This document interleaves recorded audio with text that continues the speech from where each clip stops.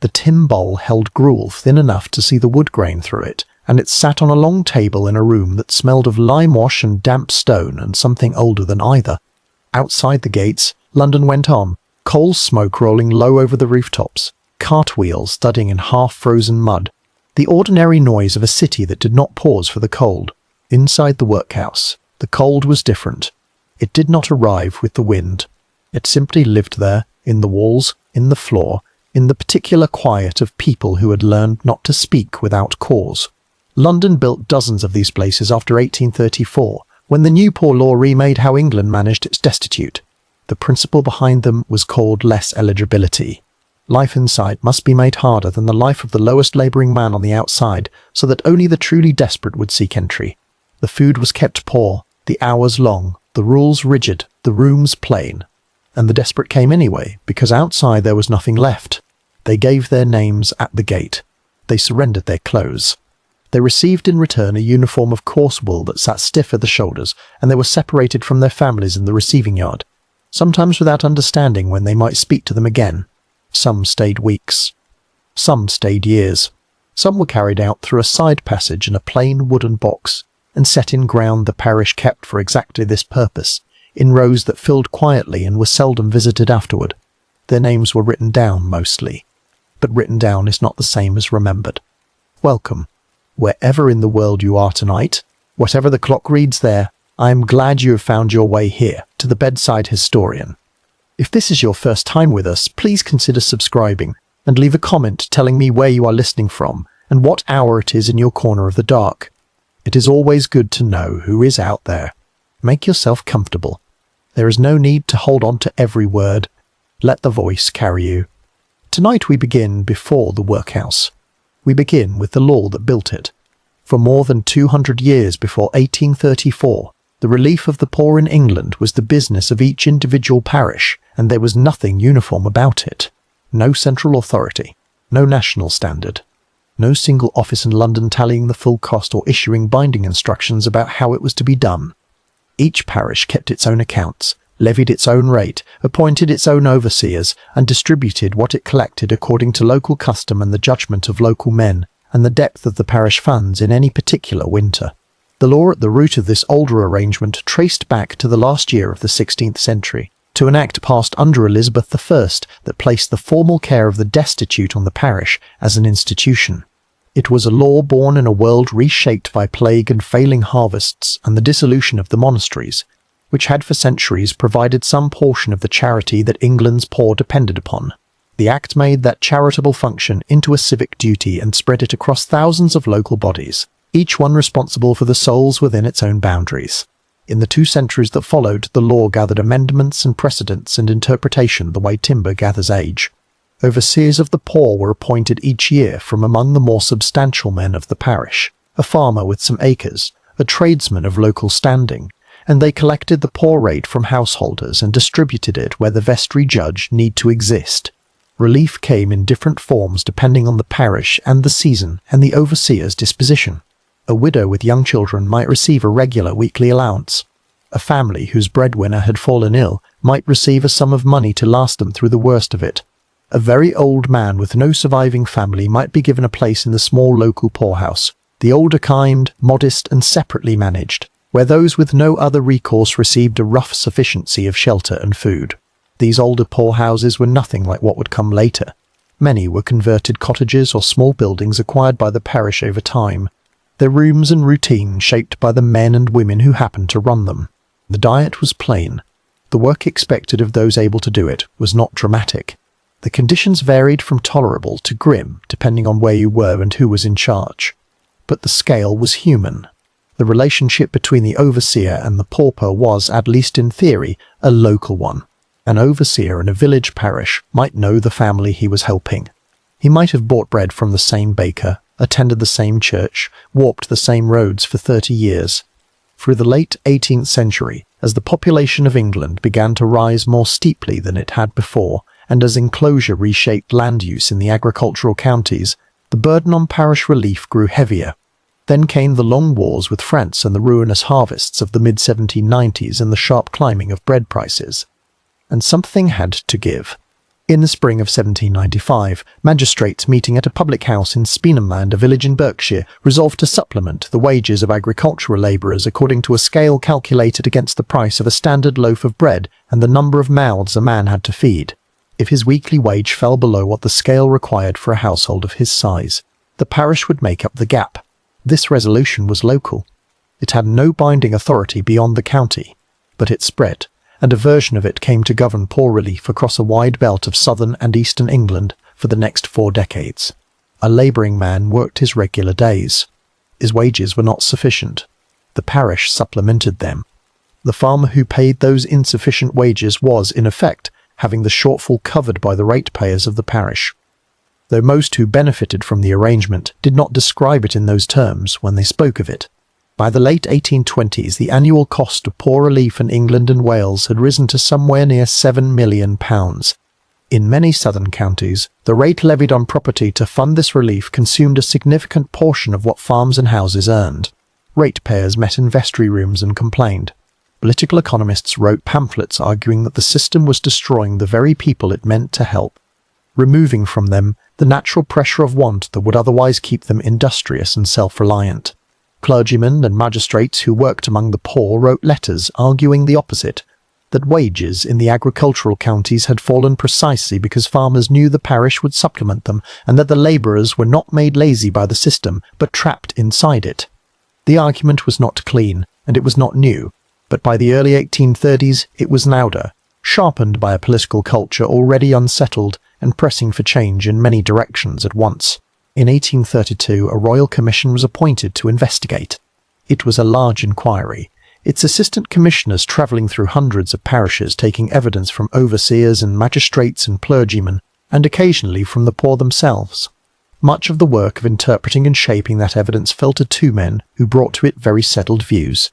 Nassau Williams Sr. was a lawyer and academic who had spent years writing about wages and labour and the economics of poverty. He believed that the existing system of outdoor relief had done profound damage by substituting parish dependence for individual effort. Edwin Chadwick was younger, trained in the law, and shaped by years spent in the company of the philosopher Jeremy Bentham, who had argued that almost any social problem could be corrected through the careful design of institutions, that human behaviour was reliably altered by reward and penalty when those rewards and penalties were applied with consistency and precision. Together they drafted the greater part of what became the Commission's final report, published in the spring of 1834. The report was long and confident and thorough. It concluded that the old system had failed beyond repair. It argued that outdoor relief on the Speenhamland model had weakened the labouring poor, depressed wages, encouraged the wrong kind of dependence, and grown in cost beyond what the country could sustain. It recommended that relief be given only inside a workhouse, that the workhouse experience be governed by a clear and enforceable principle, and that a central body oversee the whole of it. Parliament moved with unusual speed. The Poor Law Amendment Act received royal assent in August of 1834. 3 Poor Law Commissioners were named to administer the new system. Thomas Franklin Lewis, a Welsh MP with long experience in financial affairs. John Shaw Lefebvre, a lawyer. And George Nichols, who had served as overseer of the poor in Nottingham and was considered a practical and resolute man. Edwin Chadwick was made secretary of the commission, a position of real administrative authority but not of equal rank to the commissioners themselves, a distinction that Chadwick received as a wound and never fully set aside. Together they took up offices at Somerset House on the Strand in London, in rooms overlooking the river, and began the work of remaking poor relief across England and Wales. The parishes of the country were to be grouped into unions. Each union, a poor law union, would be formed from several parishes combined, and each would elect a board of guardians from among its ratepayers to govern the institution. Each board would maintain a workhouse, employ a master and matron to run it, a chaplain to conduct services, a medical officer to see to the sick, and everything that happened inside the workhouse, the food, the labour, the clothing, the hours, the rules governing silence and movement and separation, would be governed by the principle the commissioners called less eligibility. Less eligibility was simple enough to be applied by men who had no particular training in philosophy or policy. It meant this: the condition of a pauper receiving relief inside the workhouse must be, in all measurable respects, worse than the condition of the lowest independent labourer managing without relief in the surrounding area. Worse food, rougher clothing, harder and more degrading labour, less personal freedom, stricter rules. The workhouse was to be not merely a last resort, but a genuinely unattractive one, a place where no one would choose to be who had any other choice remaining. The relief it offered would be real, but its cost, in comfort and dignity, would be high enough to deter all but the truly desperate. The men who designed this believed in it. They were not, most of them, men who thought of themselves as architects of cruelty. They believed the old system had been sentimental in the wrong direction, that it had kept people poor by cushioning poverty too softly, and that a stricter regime would produce a stronger, more self-sufficient labouring class. They used words like independence and industry the way other men in other centuries used words like honour or salvation. They meant those words. The records left by the Commission are full of those words. What the records of the Commission do not contain, for the most part, is the texture of the lives the new system would come to govern. Those records were kept by the guardians. The other kind of record, the kind kept inside the experience of those who came to the gate, is harder to find. In London, the new system was neither swift nor smooth in its arrival. The capital's parishes were numerous, and some of them were old and proud, and possessed of their own charitable arrangements and their own powerful vestries, and not all of them moved willingly under the Commissioner's authority. The process of forming unions and adapting buildings and putting the full machinery of the Act into operation moved through the late 1830s in fits and starts, with some boards resisting, others complying slowly, others building new workhouses with the energy of men who genuinely believed they were setting a disordered thing in order for the first time. The city they were ordering was growing faster than any city in the world had grown before. By the mid-1830s, London held more than 1.5 million people, its boundaries pushing through former fields in every direction. In its older districts, buildings had been divided and subdivided until a single house held 4 or 5 families, each in 1 or 2 rooms, sharing a standpipe and a privy and a narrow staircase worn smooth by years of use. In the courts off Seven Dials and the lanes of Bermondsey, and the yard behind the docks at Wapping, people lived in a closeness that generated its own warmth in winter and its own smell in August. They worked. That was the fact the reformers sometimes held imprecisely in view. The poor of London worked when work was there. They carried coal and swept crossings and sold matches and took in washing and stitched at piece rates and laid cobbles and cleaned grates and cut hair and boiled fats and sold hot chestnuts from braziers at street corners. They rose early and came home in the dark and did it again the following day in all kinds of weather. When the work contracted, when the river froze and the docks went quiet, or a trade shifted and the piece rates vanished, or illness took the household's only earner from work for 6 weeks and the small savings ran out by the 3rd. The question of what came next arrived not as a political question, but as a question of what came next arrived not as a political question, but as a question about Thursday. About whether the children had shoes that held, about whether the landlord could be put off 1 more week. For some, family absorbed them, or neighbours helped, or a church charity extended something. For some, none of those things were available or sufficient, and what remained was the gate. They came to it in winter mostly, though they came in other seasons too. By the time most of them came, they had tried everything else. They stood in the receiving yard with what remained to them, which was not much, and they waited to be received according to the principle laid out in August 1834 in an Act of Parliament that had been written by men who believed that what awaited those people on the other side of the gate was not cruelty, but correction. The principle was called less eligibility. The buildings went up in brick through the 1830s and 1840s, orderly and plain. The ledgers were opened, the long tables were set, and London's poor came to the gate, and the gate opened, and they went in. The men who designed the new workhouses were not designing places to live. They were designing an argument in brick. The argument was already written down by 1835, a year after the Poor Law Amendment Act had passed, when the 3 commissioners at Somerset House issued a set of model plans for the guidance of poor law unions across England and Wales. The plans had been drawn by an architect named Sampson Kempthorne, a young man then still in his middle 20s, who had received the commission through connections and produced for the new authority what they required, a set of buildable templates that translated the principle of less eligibility directly into the arrangement of walls, yards, gates, corridors, and rooms. Several designs were offered. The one most widely built upon, or most widely used as a starting point, was a configuration of wings arranged around a central hub the cruciform and hexagonal variants of a plan in which each spoke of the building served a different class of inmate, and the central point from which all spokes could be watched served as the house of the master. The central position was deliberate. The master, and in practice his wife the matron, needed to see the movement between parts of the building.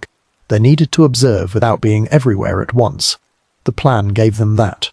From the kitchen and the central block, with its rooms and its counting space and its records, they could stand and look down any of the corridors, could watch the yards through windows placed with this oversight in mind, could know where everyone was without having to walk the full length of the building to confirm it.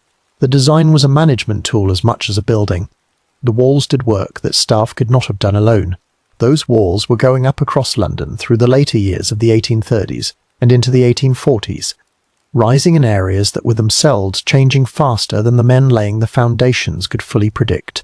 The capital's parishes had been grouped into their unions by the Commission's order, and boards of guardians had been elected, and sites had been surveyed, and the arguments about cost and necessity had passed through the vestry rooms and come out the other side resolved or unresolved, and building had begun. The bricks were the same brick that was going up everywhere in Victorian London, a pale yellow London stock brick, fired from the clay dug out of the Thames basin, the colour of dried mustard in full light and closer to ash in overcast weather. The buildings they produced were not decorated. There were no arched windows with dressed stone surrounds, no ornamental cornices, no carved lintels. The facade of a new Union workhouse in Lambeth or Stepney or Bethnal Green was a plain rectangle of bond-laid stock brick.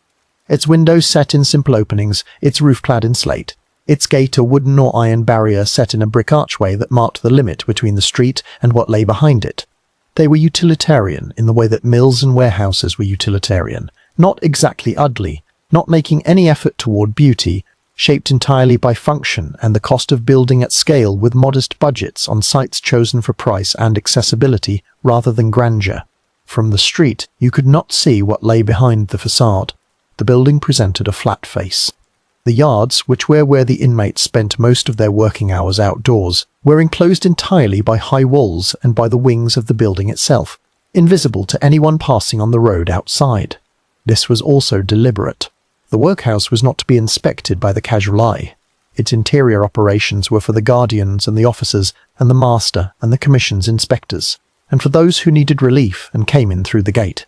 The street saw a plain face in stock brick and kept moving. Inside, the 5 classes mandated by the Commission's orders were assigned their separate territories. The able-bodied men occupied one wing and one yard.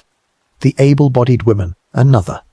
Children, the sons of the house in their section, the daughters in theirs, or in some buildings the two kept in adjoining but walled rooms under the supervision of teachers or older inmates, set to the task of instruction, occupied their own portion of the building's daily life. The aged and infirm men were separated from the younger able-bodied, placed in rooms and yards appropriate to their slower movement and their lesser capacity for the prescribed labour. The aged and infirm women similarly. The classifications were not always cleanly maintained in practice. The sick, the dying, the pregnant, the nursing, the feeble-minded, and the simply old blurred the categories the planners had drawn with confidence, but the building had been conceived around those categories and the structure of the days inside was organised to honour them as far as the human material of the house allowed. The dining hall sat at the centre, or near the centre, of most configurations. It was a long room with long tables and benches, not chairs. The benches set in rows that faced forward rather than inward, so that the inmates ate in the same direction rather than in the convivial arrangement of a meal shared among equals. The rule of silence at meals was standard in the early period, though it was observed with varying strictness depending on the master and the era. Men and women did not dine together. Children sat apart. The age and infirmity wards ate on their own schedule or in their own spaces, if mobility made the long walk to the hall impractical. What was served at those tables will come to its proper place later in this account, but the tables themselves and the room they occupied are worth holding for a moment, because nothing in the workhouse's architecture speaks more plainly to what the institution intended about human fellowship than a dining room designed so that people could not look at one another while they ate. The dormitories were upstairs in most buildings, reached by staircases of bare board or stone that were cold in November and colder in February. The rooms were plain rectangular spaces fitted with beds set close together, iron-framed in the purpose-built houses, wooden in older converted premises. The bedding was of a standard type, a straw mattress, a coarse blanket, a second covering in the colder months, in some houses but not all. The rooms were unheated or minimally heated. A cast iron stove stood in a corner in some wards, but the coal to feed it was itself a cost, and the guardians were boards of ratepayers with ratepayers' instincts about the price of things. And a warm dormitory was not among the things the principle of less eligibility required them to provide. The rooms held the cold the way brick holds it, not quite still, but still enough. In the mornings the breath of the men or women or children sleeping there would have hung in the air near the ceiling, a faint fog that thinned as they rose and dressed in the grey light admitted through the small windows set high in the walls. Those windows deserve attention. They were set high not to provide a view, but to provide light and ventilation, and the lightness of the frame and the height of the sill meant that an inmate standing or lying in the room could see sky and nothing else. Not the yard, not the street, not the surrounding city. The sky was accessible, everything else was not. In some buildings the glass itself was frosted or set at angles that further limited what could be seen from inside, though this was not universal, and whether the placement was a deliberate policy or simply the natural outcome of building rooms that needed light without needing connection to the world outside is a question the plans do not clearly answer. The effect was the same either way. The rooms were closed. The chapel occupied space in most union workhouses, usually within the main building or attached to it, and services were conducted by the workhouse chaplain on the regular schedule of the Church of England. Attendance was generally compulsory for those fit enough to attend. The chaplain was an officer of the house in the same administrative sense as the master and the medical officer, appointed by the guardians and paid from the union funds. The services were ordinary Church of England services, the readings from the same Bible and the prayers from the same book of common prayer that would have been used in any parish church in the city, though the congregation in the workhouse chapel wore their workhouse dress of coarse wool and sat in arrangements that maintained the separation of the sexes and ages, so that a husband and wife who had walked in through the same gate on the same morning could sit across the room from each other in the house of God, with the same wall of institutional orderliness between them that existed in every other hour of the workout. London was not a clean example of what the Poor Law Commission had imagined. The capital had its own complications. Many of its older parishes had been running their own poorhouses and charitable arrangements for decades, some of them with history stretching back before the Elizabethan Act itself, and the vestrymen and ratepayers of Marylebone or St Pancras or Whitechapel were not always men who accepted central direction with ease. The Commission had less direct authority over London parishes than it had over many provincial unions, and the relationship between Somerset House and the boards of guardians in the capital was, through the late 1830s and the 1840s, sometimes cooperative and sometimes the opposite. Buildings were modified. Plans were departed from. Older premises were pressed into service and called workhouses without being workhouses in the model sense. Some London houses ran into the 1840s and adapted premises that bore little resemblance to Kempthorne's templates, their rooms cut from existing domestic architecture, their yards not cruciform divided at all, but simply enclosed ground behind buildings that had been bought or leased by the board for what they cost. Even so, the principle held. Even a converted building, repurposed and imperfectly adapted, operated under the same rules. The separation was enforced. The labour was required. The dietary was issued. The gates were locked at night. A converted house in an older part of the city might not look from the outside like a purpose-built workhouse in the pale London stock of the 1840s, but what happened inside, it bore the same relationship to the principle of less eligibility that the purpose-built buildings bore.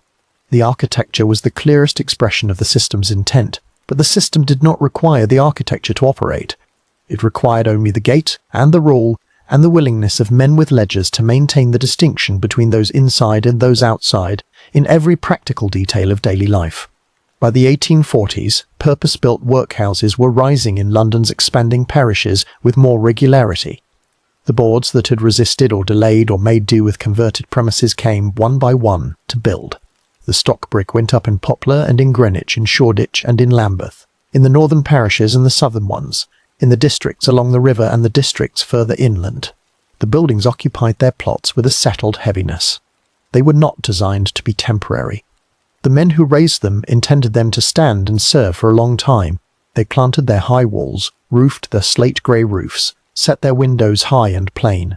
and stood in the streets of a city that was building itself in all directions at once, and told the city, "Here is where we put the worst of it. Here is where we put those who have nothing left. Come only if you must." The yards inside those walls were raked out and kept bare. No flower gardens. No decorative plantings. In the able-bodied men's yard, a stone-breaking bench or an oakum picking shed. In the women's yard, the laundry work. The children's yard, a hard-surfaced rectangle where the hours not spent in the schoolroom or the workroom were spent in an open air that was neither quite free nor quite enclosed enough to be a room. Only a yard between high walls where the sky was still the only thing visible beyond the brick. The buildings settled into London's parish landscape and became part of it.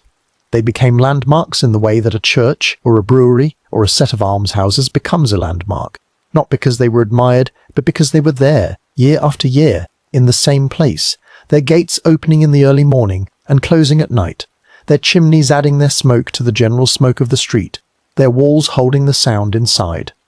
The city learned not to look too closely. The buildings were familiar in the way that hard facts become familiar, acknowledged but not examined, known to be there but not thought about unless the thinking became unavoidable. Behind the plain brick faces, behind the high-set windows and the closed yards, the long tables stood waiting in the dining rooms, and the beds stood waiting in the dormitories, and the task rooms stood waiting with their piles of oakum and their breaking hammers, and the admission records lay open in the master's counting room at the centre of the building, the pen set ready beside the ink, the column for the name, the column for the parish, the column for the date. The date was always there. Every entry had a date. The building had been designed to need that column, and the columns filled, season by season, through the long middle decades of the century, in handwriting that ranged from the careful copper script of a trained clerk to the rougher hand of a master writing quickly at the end of a long intake day, the ink sometimes varying in colour where a new dip had been taken mid-line, the names running down the page in their hundreds, each one arriving at the gate with what remained of a life that had not been enough. They came mostly on foot. That much is plain from the record, if not from any single document that says it directly. They came on foot because that was how most of them moved through the city, had always moved through it, the streets under their boots, the same streets through all weathers and all conditions, and the workhouse gate was simply one more address they had arrived at after walking. Some carried bundles. A folded coat knotted into a cloth. A wooden box with a broken clasp holding what could not be left behind. A child balanced on one arm. A second child walking alongside and holding the edge of a coat. Some carried nothing because there was nothing remaining to carry, or because what they had owned had already gone to the pawnbroker's shelf through the weeks or months of difficulty that had brought them here. The small items first. A silver spoon, a better dress, a husband's watch, and then the larger ones, the furniture sold by the piece. Until there was nothing in the 2 rooms but the sleeping straw, and then the straw too was behind them, and they stood at the gate. The gate opened onto a yard. In the purpose-built houses, this was the receiving yard, a space enclosed by the outer wall of the building and the first face of the wing that would process them. Distinct from the inner yards where the separated populations of the house spent their working hours. It was not, in most houses, a large space. It did not need to be. Its function was holding, briefly, those who had arrived and had not yet been admitted, and it required only enough ground for a number of people to stand or sit while they waited, and a door through which they would, in time, be called one by one, or in small groups. They waited in all weathers because the timing of arrival was beyond their control. A woman with children who had risen before light in a lodging house to walk from Clerkenwell might arrive at a gate in Holborn or St Pancras in the early morning, and she might wait for a considerable time before anything happened. The boards of guardians in London set the hours at which applications would be received, and those hours did not always begin at the hour when the desperate found themselves at the wall. In winter, they waited in cold that was made harder by standing still in it. After the walking, the body's heat from the journey cooling quickly in a yard that faced north or east. The child against the shoulder going quiet in the particular stillness of cold, that children enter when they are beyond hunger and past complaining. In summer they waited in a different discomfort, the yard holding the day's heat between its walls, the air close, smelling of lime wash in the street outside. There was a door into the building from this yard, and beside it or through it the receiving office, or the master's room, or in some houses, simply a counter set into a wall, behind which the officer responsible for admissions sat with the register open before him. The register was a bound ledger, its columns already printed or ruled in readiness for the information the commission required. Name, age, trade or calling, if any, parish of legal settlement, whether able-bodied or otherwise, the cause of destitution entered in a phrase chosen from the limited vocabulary the master had developed for the purpose. Casual poverty, no employment, illness of husband, family left destitute. Phrases that compressed the particular shape of a life's collapse into a few words of ink that would take up no more than a quarter-inch of column and be legible, and filed, and forgotten in the way that file things are forgotten, even when they are preserved. Settlement mattered enormously, and the question of it was one of the first things the officer had to establish. London's workhouse unions were not obliged to maintain paupers whose legal settlement lay in some other parish or county, and the law of settlement, which traced back through layers of amendment to the 17th century, remained complicated enough that a man could live for years in Bermondsey without acquiring settlement there if he had not met the right conditions. A woman's settlement followed her husband's on marriage, or her father's before that, and could lie in a county she had never visited. The officers developed a practical eye for the cases that would require a removal order, the formal legal document authorizing the transfer of an unsettled pauper to their parish of legal settlement, often by cart or van, with a note of their condition and a copy of the order sealed and handed to the receiving officer at the other end. In the meantime, while the settlement was being established, or while removal was pending, the applicant would be admitted and held. London received people from every county in the country, and its admission records reflect this, the column for place of settlement recording not only Middlesex and Surrey and Kent, but Dorset and Yorkshire and Galway and Clare, names of parishes and villages and townlands that had been left behind months or years before, in the hope of something better. Once the questions were answered and the entries made, the admission process moved to its next stage, which was in some ways its most immediate. The clothes they had come in, whatever those clothes were, a man's working coat worn through at the elbows, a woman's dress washed and mended, until the mending had itself been mended, a child's boots were soled with pieces of leather cut from something else.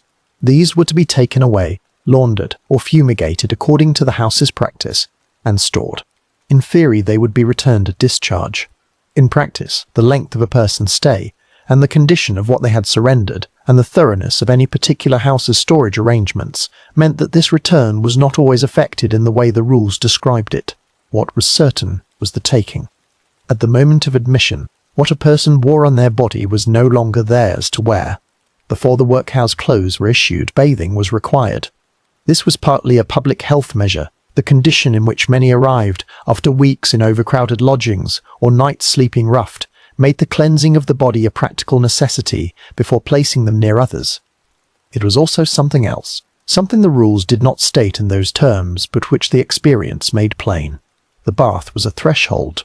It marked the passage from outside to inside in a physical way that the gate and the register had done only administratively. The water was heated or not, depending on the season and the house and the available fuel. The soap was carbolic or something similar, a rough industrial cleansing agent that did its work. The women and girls were attended by the matron or a female officer. The men and boys were seen through their own process on the other side of the building. Children were washed by their mothers if the mothers were still with them at this stage. In many houses, the separation of husband and wife happened in the receiving yard itself, or at the inner door, where the male and female sides of the building divided the family between them. In some houses it happened later, after the intake was complete, the family allowed to remain together through the initial process, and then formally separated at the point of assignment to their respective wards. The precise moment differed by house and period, and the habits of individual masters. What did not differ was the outcome. A husband and wife who had walked through the outer gate together, and stood together at the counter while the questions were asked, and the answers entered, and had perhaps been allowed to sit together in the receiving room during some portion of the waiting. They would not sleep in the same room that night, nor any night thereafter, until they were discharged. The rule was absolute and the buildings had been designed to enforce it. The man would be taken to the able-bodied men's ward or, if his age or condition required it, to the infirm men's ward, and the woman to her corresponding side, and the children to the schoolroom or the children's ward depending on their age and sex. A boy of 12 might not see his mother again until a visiting day permitted it, if the house had visiting days, and if both remained inside long enough. A child below a certain age might remain with the mother, or might be taken to the nursery ward under the care of the female side of the house. The rules and their local application varied, and the variation was not always in the direction of leniency. What the intake records almost never contain is the moment of parting. The register noted the family's composition in its columns: wife, 3 children, and then the family ceased to be a unit and became entries in different sections of the house's population. The record did not need to note what was said at the moment of separation or whether anything was said. It needed only the names and the dates and the cause. The emotion that passed through those receiving yards on any given intake day left no impression on the ledger. The workhouse dress was issued after bathing. It was a coarse wool garment, cut to a standard pattern in standard sizes, without variation or distinction. The men received a collarless suit of rough serge or fustian.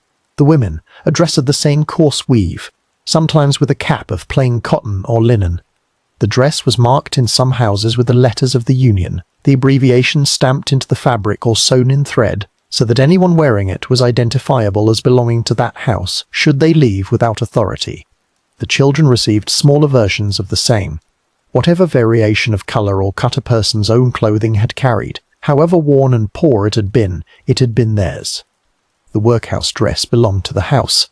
You wore it because you were inside, and it was what was issued, and when you left it would be surrendered, in the same way your own clothes had been surrendered on the day of admission.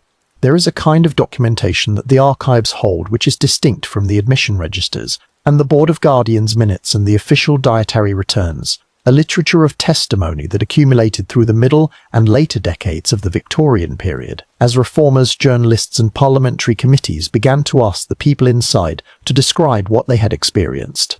From this literature, which is fragmentary and unrepresentative in the ways that all such records are, it is possible to gather something of what the receiving process felt like to those who underwent it.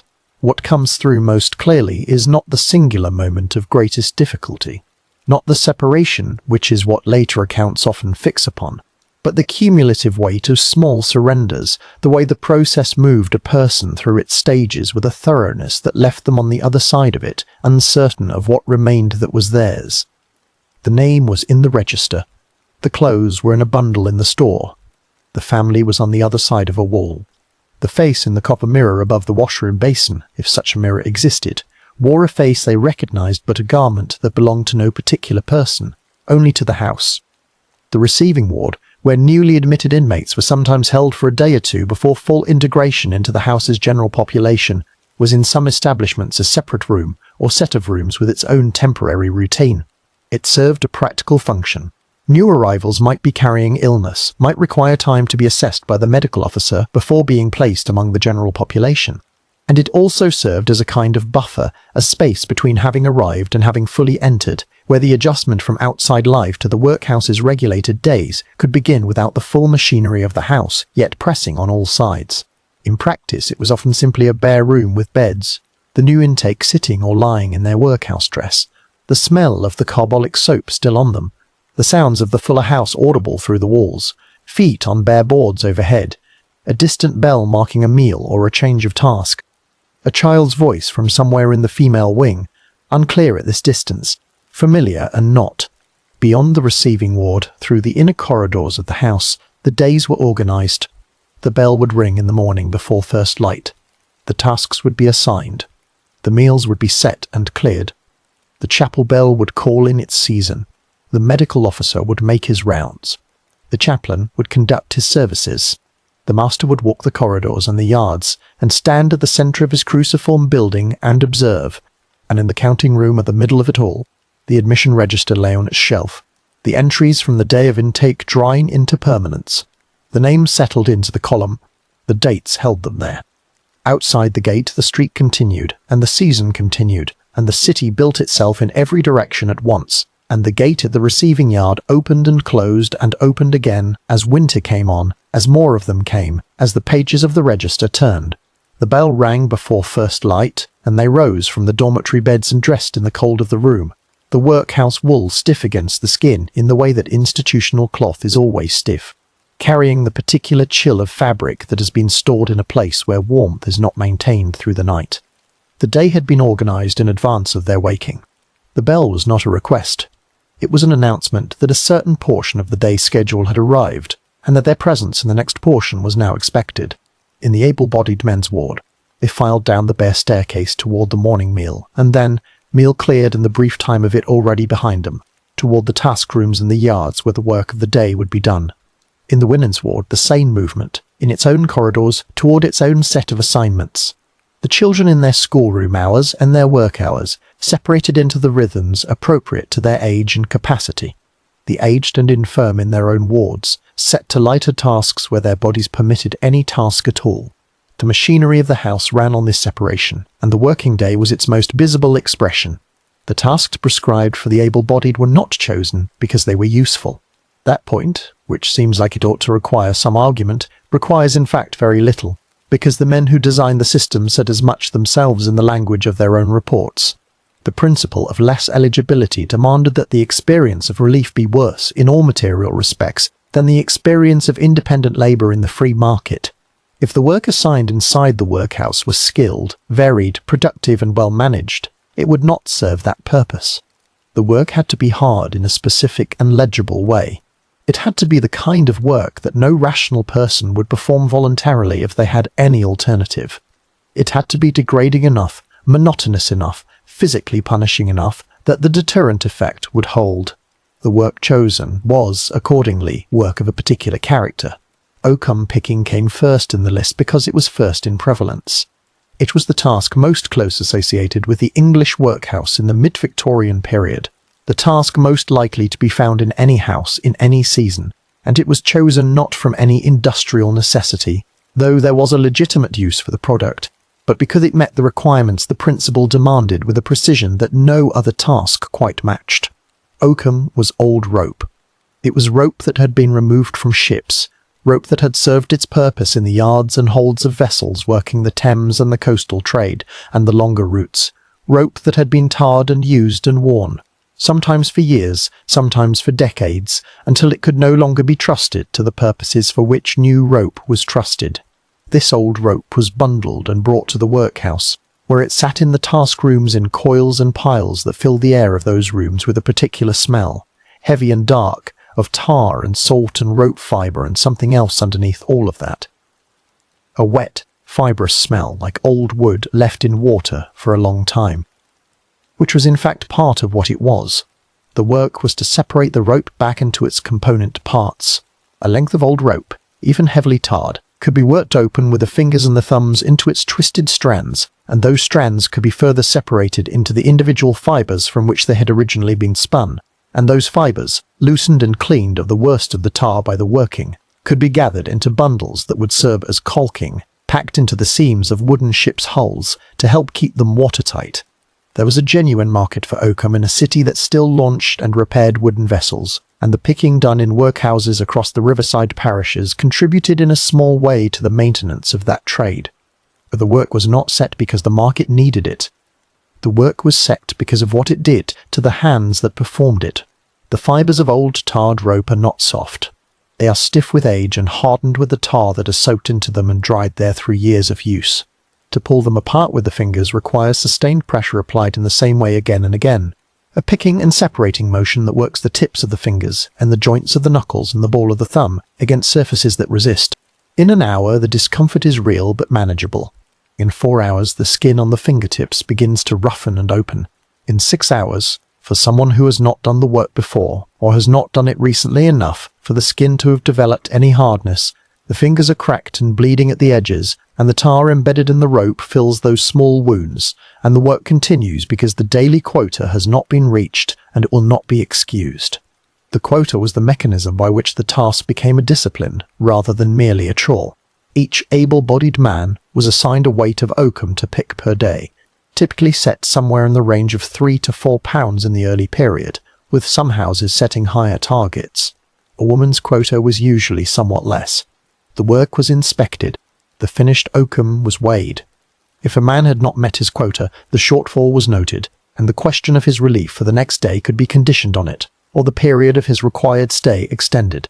The specific rules varied between houses and changed as inspectors and guardians revisited them, but the principle did not vary. The quota was not advisory. It was the point. In the task rooms where this work was done, the light came from windows placed as the building permitted, which in many workhouses meant light that arrived from one direction and was supplemented in the dim months by tallow candles or oil lamps set into wall brackets or placed in the center of the tables. The rooms were not heated beyond the residual warmth that a number of working bodies generated in a closed space, and in January that warmth was not large. The men sat at benches or on low stools with the rope across their knees or spread on the table before them and worked the same motion for the hours the day required. The sound in those rooms was the particular sound of rope being pulled against itself, a slow dry tearing, not loud, repeated over and over in the low murmur of a roomful of men doing the same thing, punctuated sometimes by the creak of a bench or a cough, or the distant sound of the house's other noises coming through the walls. Conversation in the task rooms was in some houses forbidden under the rules, and in others simply rare by the nature of the work and the exhaustion that attended it. The men who sat at those benches were not, for the most part, men accustomed to silence in their lives outside. They had come from families in shared rooms, from streets and workshops and public houses and markets where noise was the natural condition of existence. The quietness of the task room was a learned quietness, imposed by rule or arrived at through the compressed circumstance of men who had nothing particular to say to each other and lacked the energy to say it. The treadmill was a different matter.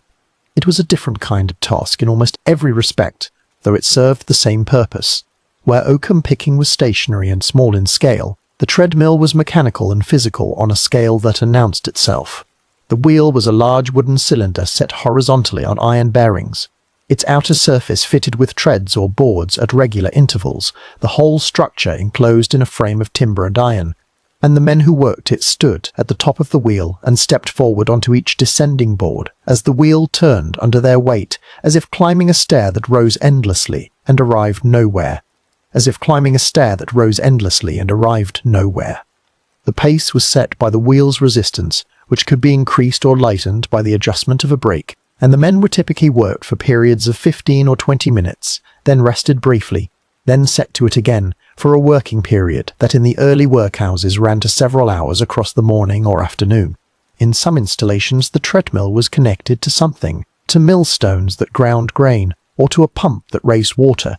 These were the mills that the inspectors and reformers most easily defended, because at least the labour they extracted produced something measurable. The grain was ground. The water was raised. The work was hard and designed to be hard, but a man could point to the flour at the end of the day and say that the flour was the reason. In other installations, the treadmill was connected to nothing at all.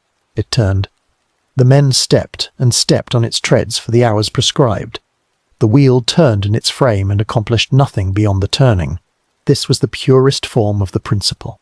Exertion without product, effort that the overseers and guardians could calibrate and enforce and measure, entirely in terms of the suffering it required, and the deterrence that suffering it required, and the deterrence that suffering was meant to produce. The treadmill was more common in the early period of the New Poor Law than it later became.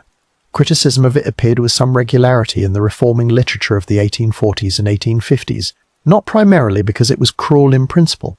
The reformers of this period were not uniformly opposed to hard labour as a condition of relief, but because its effects on the body were specific and sometimes serious in ways that troubled medical officers. Men whose hearts were not sound, or whose lungs had been damaged by the conditions in which they had previously worked, or whose joints were already worn from years of heavy labour, could not safely perform the sustained stepping that the treadmill required. The medical officer was supposed to assess the fitness of each able-bodied inmate for the prescribed task, and in theory he could exempt men from the mill on medical grounds. In practice, the medical officers of most London workhouses in the 1840s were responsible for far more patients than a thorough assessment of each could allow, and exemptions required paperwork and a degree of confrontation with the master and the guardians that not every overworked officer was inclined to pursue for every questionable case. Stone breaking was assigned principally to men, and it was outdoor work done in the yards or in covered sheds when the weather made the yard impractical. The stone arrived in large pieces, quarried or salvaged, and was broken with a hammer to a size specified by the Board of Guardians or the overseer of the labour. The size was typically set by a ring of iron through which the broken piece had to pass, so that neither too large nor too indifferently worked a fragment would count toward the day's requirement.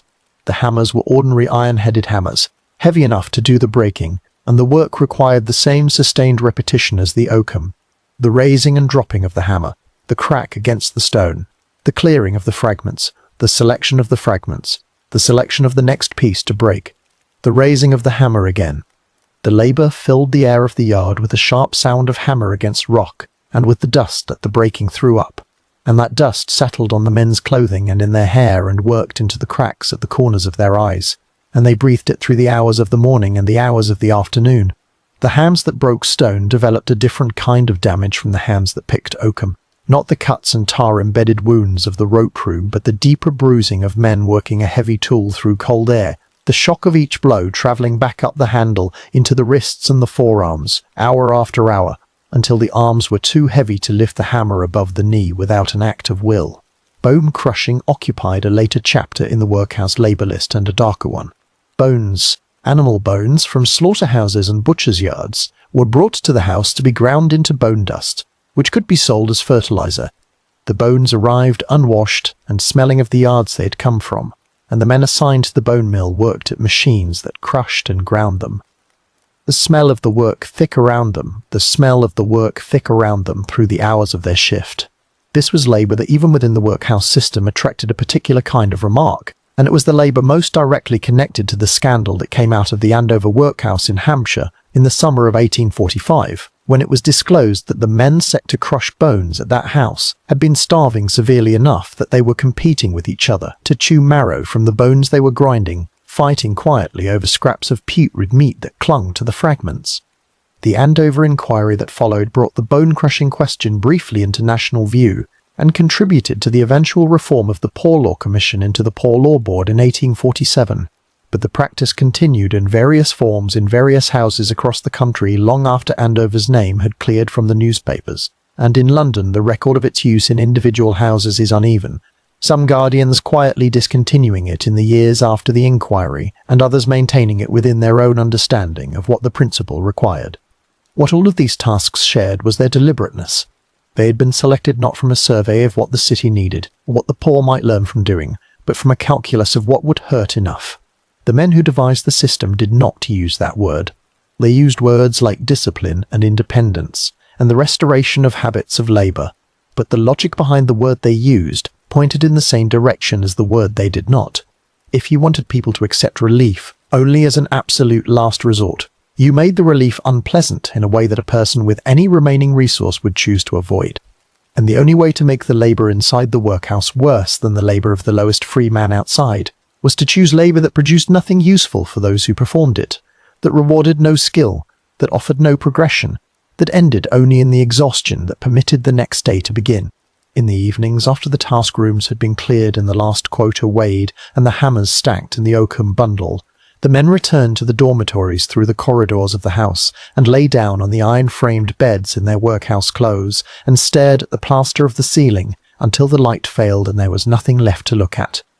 The hands that had worked the rope or the hammer lay open at their sides, the skin rough and cracked, the joints stiff in the way that joints stiffen when they have been worked past their willingness. Outside the high windows the city went on, the carts on the road, the bells of the churches marking the evening hours, the coal smoke hanging over everything in the damp November air, the smell of it coming even through the sealed windows of the dormitory, familiar and indifferent, the smell of a city going about its business without pausing to consider what went on behind the plain brick faces and the high-set windows of the buildings that kept the parish's worst accounting in their registers and their task rooms and their rows of narrow beds. The bell would ring again in the morning. The work would be the same. The quota was the same, and the rope and the stone and the cold were the same, and the deterrent was working exactly as intended, because those men were still inside, which meant they had nowhere else to go and had tried everything before the gate, and the less eligibility principle did not require that they be comfortable with the discovery. The cookhouse fire was lit before the dormitories were stirred. That was the order of it, the sequence that held through the working week regardless of the season. The woman or man assigned to the kitchen rising in the earliest part of the morning, in the dark that preceded even the workhouse bell, to rake out the previous night's ash and lay the new coal and work the damper until the range took hold. In the larger London houses, the range was a substantial piece of ironwork, a long multi-burner construction set into the kitchen wall with an oven to one side, and a boiling surface capable of accommodating the copper pots and iron kettles that a day's cooking for a house of 200 or 300 required. In the smaller houses, or the converted premises that served some of London's poorer unions through the 1840s and into the 1840s, and into the 1850s, the kitchen was a more cramped affair, the range smaller, the space around it tighter, the smell of the cooking more concentrated in rooms that had not been designed for industrial-scale food preparation and could not fully absorb what daily life inside demanded of them. The first task of the morning was the gruel. Oatmeal was measured out into the copper and water added to it, and the whole brought slowly to the heat that would cook it through. The measuring was precise in the sense that the recipes issued by the board were specific about quantities per head, but precise also in the sense that precision served the guardian's interest in economy as much as it served the inmate's interest in sufficiency. A ladle too generous on one morning was a ladle's worth of oatmeal added to the week's expenditure, and the boards of guardians were constituted from men who had been elected by ratepayers and who met regularly to examine the accounts and were attentive, in the way of men managing other people's money under public obligation, to the line items that could be controlled. Oatmeal was a line item. Bread was a line item. The boiling beef that appeared on the dietary 2 or 3 times in the week was a line item with a price that shifted with the market, and the butcher's account was an item that the guardians scrutinized in their minutes with a regularity that the sick ward's expenditure on medicines did not always receive. The gruel that resulted from this careful measuring was a thin preparation, pale grey in colour, the consistency of something between a liquid and a paste, depending on the proportion at which it had been made and the thoroughness of the cooking. The Commission's original dietary tables, first issued in 1835 and elaborated in the years that followed, offered the boards of guardians a choice between several different sets of menus, lettered tables that laid out a weekly rotation of meals with the quantities per head specified in ounces and pints. The intent was to provide a framework within which local variation was possible, while the overarching principle that the workhouse diet be plain and sufficient and no more than sufficient was preserved. The tables were not generous. They were designed not to be generous, because the whole of the principle they served required that no one looking at the workhouse menu from outside would choose it over whatever scanty meals could be assembled in freedom. The minimum quantities prescribed by the Commission were already meagre by any standard except the standard of the institution itself. What inmates actually received in house after house across London and the provinces was sometimes less. The gap between the prescribed dietary and the food that reached the tin bowl at the end of the long bench opened through several channels, some of them straightforward, and some of them the product of accumulated institutional habits that no single guardian had decided upon, but that took root nonetheless in the soil of economy and the absence of consistent scrutiny. The oatmeal for the gruel could be bought at lower quality than a household buying for itself would select. Old oatmeal, or oatmeal of mixed grade, or oatmeal that had been stored too long in damp conditions and had taken on the particular flatness of grain that has breathed moisture without spoiling outright, it still made gruel, still met the formal requirement that gruel be provided, and it cost less per hundredweight than the better quality, and the saving went into the quarterly balance that the guardians noted with approval. The bread ration was bread, but the bread issued in workhouses was typically a brown or dark bread made from lower-grade wheat or a flour blend, heavier and coarser than the white bread that a prosperous household bought from its baker, and the loaves were baked in the workhouse's own bakehouse where one existed or purchased from a contractor who had tendered for the supply at the lowest price the guardians would accept. The bread was measured in ounces per head per meal, and the ounces were set in the dietary tables, and the bread was issued accordingly. 5 ounces of bread at a morning meal, 6 ounces at the midday meal on certain days. The weight was the weight. Whether it had the substance to carry a man through 4 hours of stone breaking in a yard was a question the table did not address, because the table was not designed to sustain men at the level of their own free labour, but to provide the minimum at which they would survive without the expense of the infirmary. The midday meal was the central meal of the workhouse day, and the one at which any variety in the weekly rotation appeared. The Commission's dietary tables included provisions for meat on certain days of the week, boiled beef or mutton. The quantities specified per head in ounces of cooked weight, typically somewhere between 3 and 5 ounces for an able-bodied man in the early schedules. Less for women, less for children. These quantities were not large. 3 ounces of boiled beef is a modest piece, roughly the size that a working man's wife would have laid beside a larger portion of bread and vegetables on a normal evening at home. And in the workhouse, it arrived on a plate or in a bowl without the bread alongside it in the same quantity, and the vegetable component was potatoes where the dietary included them, or broth where it did not. The broth deserves particular consideration because it was both the most frequent liquid element of the workhouse diet and the element around which the greatest distance existed between what the word suggested and what the experience delivered. Broth, in the domestic sense of the word, is the product of meat and vegetables simmered together over time, a liquid that absorbs the properties of what has been cooked in it and carries the warmth and some of the substance of a meal. Workhouse broth was the water in which the contracted quantity of boiled beef had been cooked, and it was distributed as a separate component of the meal, or combined with the potatoes or other vegetables, in a preparation that the dietary tables listed and the kitchens produced, and the inmates drank from their tin bowls, without the expectation that it would taste of much, because it generally did not. The meat had gone into the pot in quantities calculated per head per day for the number of inmates on the books. The water had done its boiling. What remained in the copper after the meat was removed for distribution was a pale liquid carrying some small measure of fat and whatever had leached from the contracted joints through the time of their cooking. And this was the broth, and it was ladled out into the bowls of those for whom the dietary prescribed it, and they drank it because it was warm and because there was nothing else. The able-bodied men received the largest quantities specified in the dietary tables, on the reasoning that they were performing the prescribed labour and required the most energy to do so. The able-bodied women received somewhat less. Children's rations were set lower again, though the tables acknowledged that growing children had particular needs, and the children's dietary in some houses included milk or additional bread in proportions that the adult tables did not. The aged and infirm were in a separate category, their dietary sometimes allowing slightly different foods.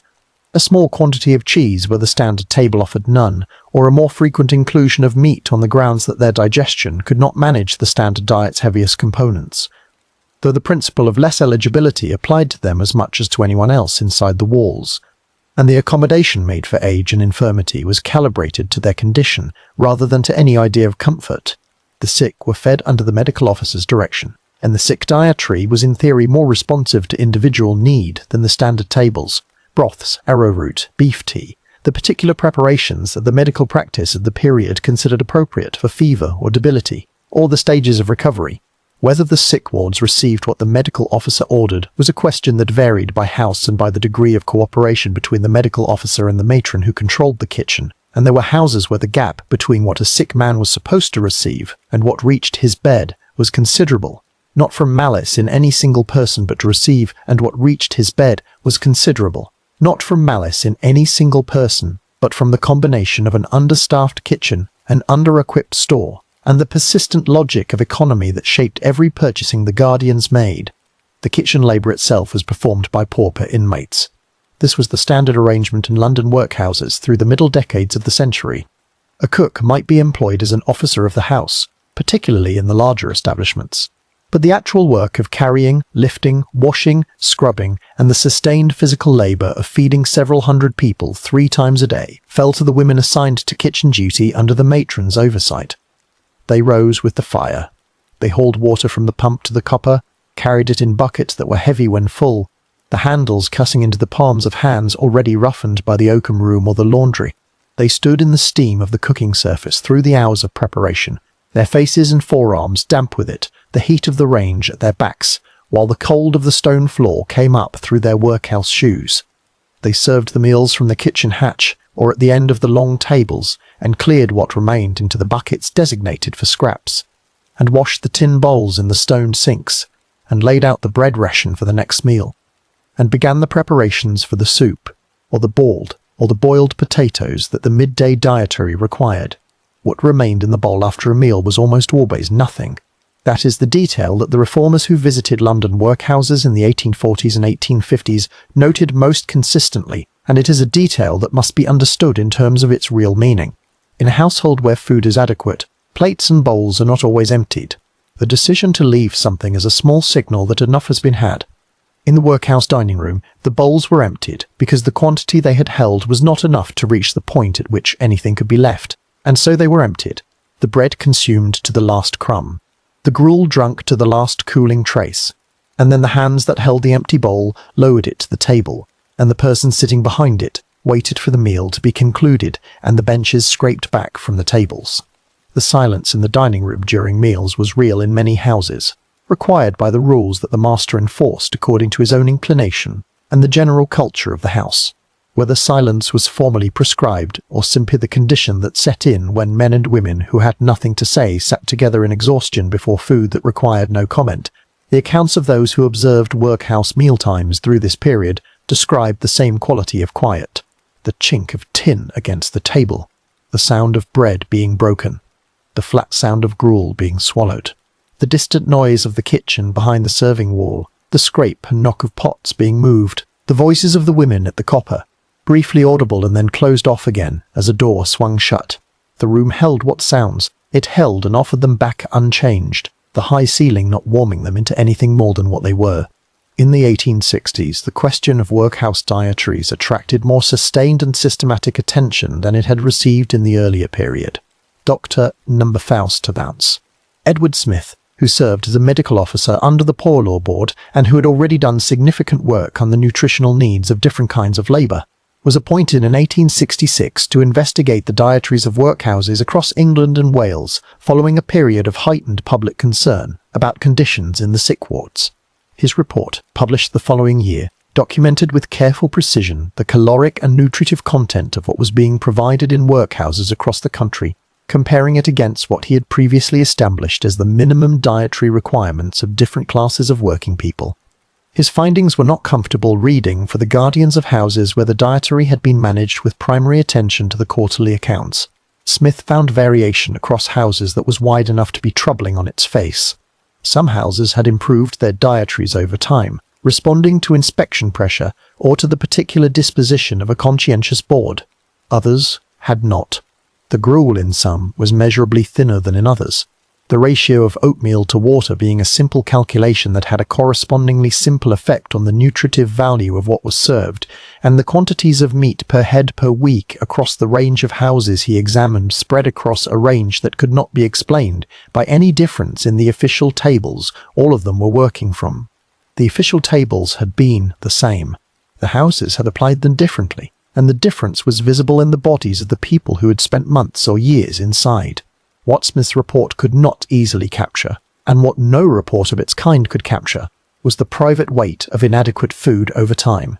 The body adjusts to a sustained shortfall in ways that are not dramatic enough to produce a crisis, but that produce over weeks and months a flattening of energy, a slowness in the extremities, a diminishment of the capacity for sustained physical effort that the task room continued to demand regardless. A man who had been inside for 6 months eating the standard dietary 3 times a day was not starving in the way that the worst accounts from the worst houses described. He was something quieter than that. He was running at a low level that the system around him continued to treat as normal and sufficient because the system had been designed to that level and not to the level above it, and the difference between the two was not large enough to be visible in the daily record, but was large enough to be felt in the bones of the man who carried it. In the kitchen, after the last meal of the day, the copper was scoured and the fire banked down for the night. The bread ration for the following morning was set out in the pantry under a cloth. The buckets of kitchen water were emptied in the drain in the yard. The woman who had worked the morning fire extinguished the last lamp in the cookhouse and went back through the corridor to the women's ward, past the door to the dining room, where the long tables stood empty in the dark, the benches pushed back from them, the tin bowls stacked in their rows by the kitchen hatch. The smell of the day's cooking still present in the air of the room, but thinning now, the warmth of the range no longer reaching this far, and the room settling back into the cold that was its natural temperature when nothing was being heated, and no one was required to be in it.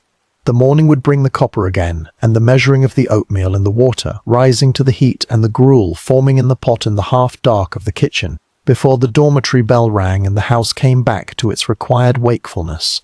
The weekly rotation of the dietary table continued. Gruel on Monday. Bread and broth.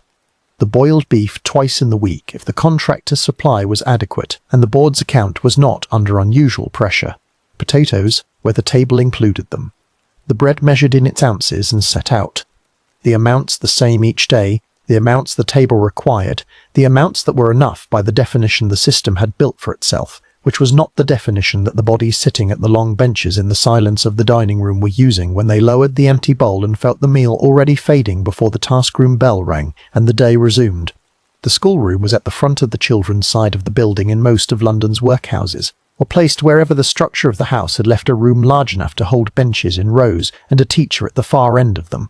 It smelled of chalk and the particular dampness of children's clothing, a woolly close smell that intensified through the morning as their bodies dried out from the night's cold, and underneath that, the particular odour of slates, the fine grey dust of them worked into the wood of the benches and the hems of the aprons the girls wore over their workhouse dress.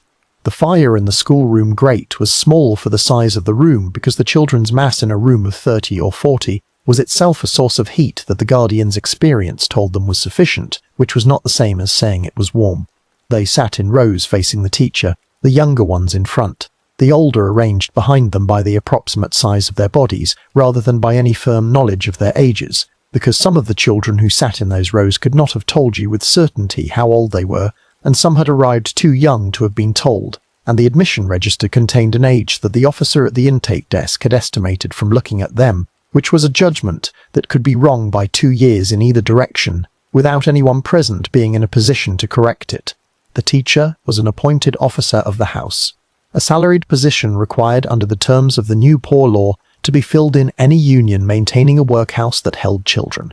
The quality of those filling it varied widely in the early years of the system, because the salary was modest and the post drew applicants whose other options were limited. A schoolmaster in a London workhouse in the 1840s was often a man of some basic literacy, but uncertain learning, capable of instructing children in the first elements of reading and the multiplication tables and the catechism, but not much beyond. The Commission had opinions about pauper education that were more ambitious than the teachers it managed to attract or the funds the guardians were willing to commit.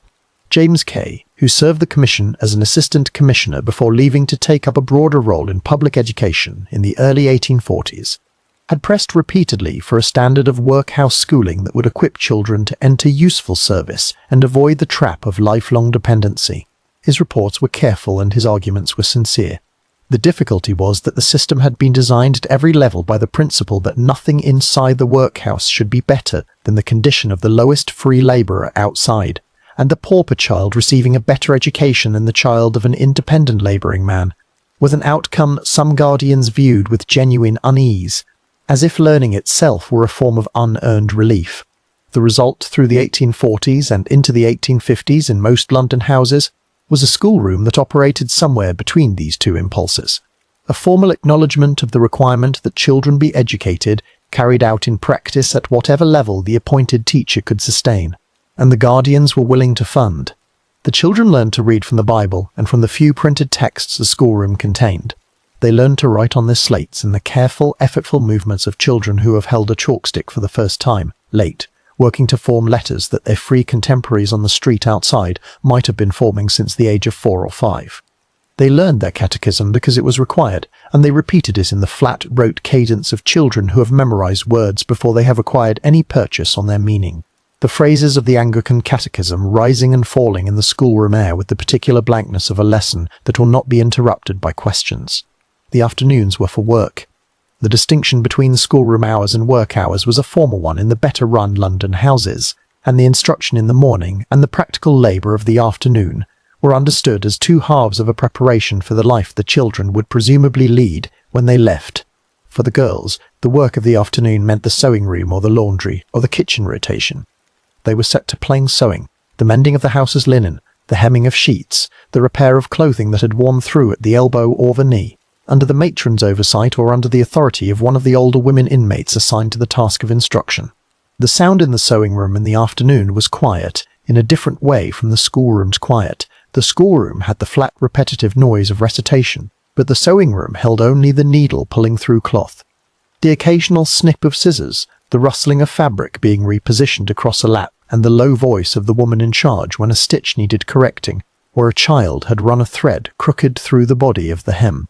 The girls learnt to darn and to patch and to cut and to pin and to press, skills aimed not at any finer kind of sewing but at the specific repertoire of domestic maintenance that would be required of them in service.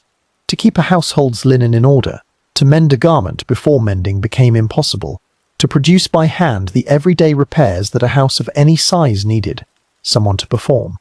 The boys' afternoons were organised toward a similar practicality. In the purpose-built houses with grounds, some boys were assigned to the workhouse garden or the yard work that the maintenance of the building required. Others were taught the rudiments of tailoring or shoemaking by the house's own tradesman where one was employed, or by an inmate with the relevant skill who had been set to supervise them. In some London houses, the boys helped in the storerooms or assisted with the heavier labour of carrying and shifting that the daily operation of a large institution generated.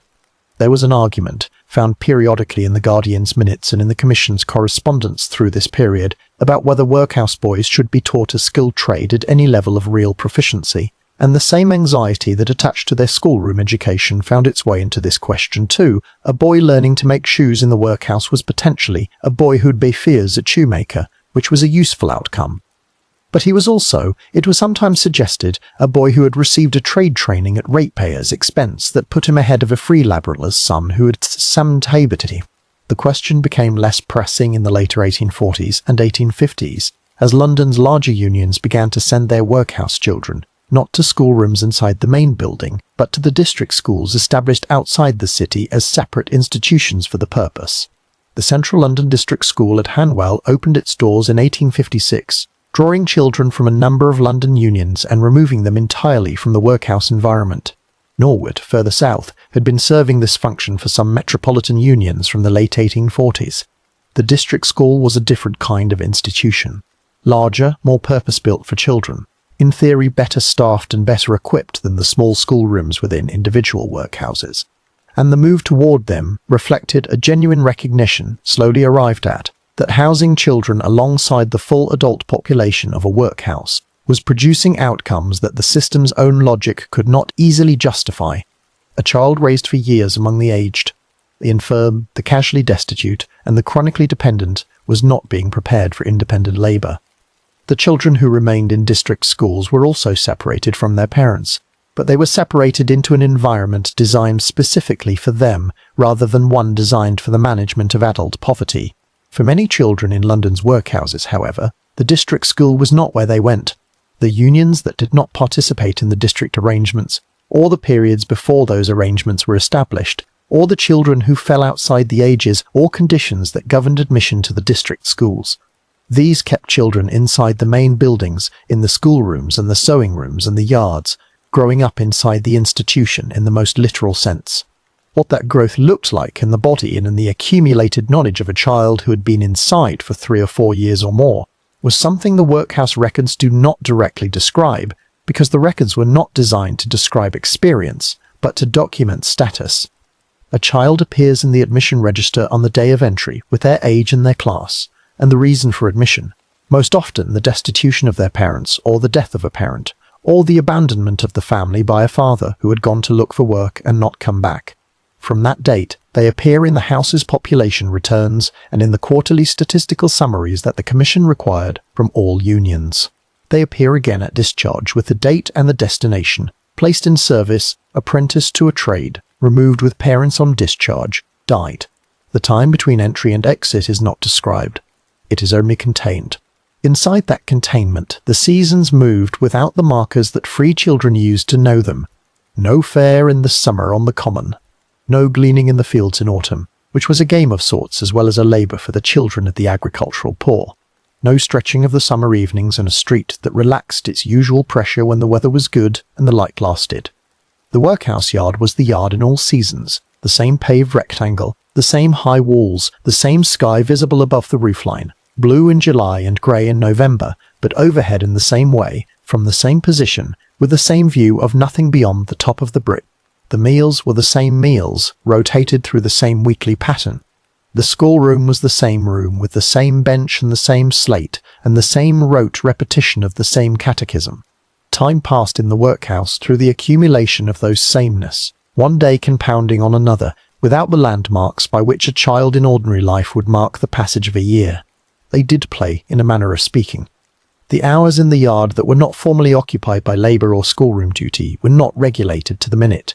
And in those hours, children did what children do when left to themselves in an enclosed space. They moved and chased and sat in small groups and told each other things and formed the brief, fierce alliances and hostilities that children form wherever they are gathered. The play in the workhouse yard was play without the objects and spaces and freedoms that amplify it in ordinary childhood. No river or field or alleyway. No odd materials collected from the street. The yard was the yard, and what they made of it was what could be made in a rectangle of hard paving between walls, which was not nothing but was not much. The children who stayed long enough in the house grew into adolescents inside it. A boy of 7 admitted with his family became a boy of 12 inside the workhouse's routines, and then a young man of 14 or 15 still inside, old enough now to be considered for some form of exit. The poor law unions had the authority to bind out pauper children as apprentices under arrangements that had existed in some form since the Elizabethan period, and that the 1834 Act had modified but not abolished. An apprenticeship removed the child from the house's accounts, placed them in the care of a master, and transferred the obligation of their maintenance from the union to the employer for the term of the indenture. The guardians were required to satisfy themselves, in theory, that the master was suitable and the trade legitimate, and the Commission issued guidance on the conditions that should govern these arrangements. In practice, the level of scrutiny applied to individual placements varied considerably, and some of the trades and masters to which London unions bound workhouse children in the earlier period did not receive the attention that the guidance contemplated. The girls went predominantly into domestic service. This was the destination the system had been pointing them towards since the afternoon needlework began, and it was a destination that had the advantage, from the Guardian's perspective, of being in genuine demand. London's middle-class households needed servants in large numbers, and a girl of 14 or 15 who could sew and mend and do plain laundry and follow instruction, who had been organised by institutional life into habits of punctuality and obedience that some guardians privately considered an advantage over girls raised in less structured domestic circumstances, was a viable candidate for a scullery maid's place or a general servant's position in a household of modest means.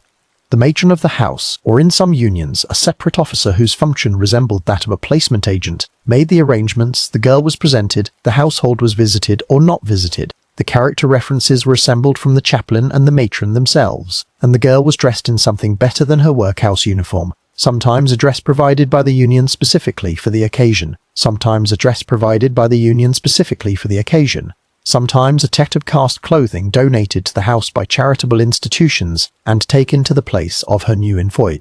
She left through the gate that she had come in through, in most cases, though she had been very young when she came in and may not have remembered the gate from the outside. What she carried with her was what the union had provided: a box of basic clothing, a reference that spoke to her character, and the needlework and domestic labour she had been taught in the workhouse's sewing room and kitchen rotation over the years of her residence. What she did not carry was very much else, because the workhouse had not been designed to give her anything more than what was required to place her in service and remove her from the accounts. Some did not leave.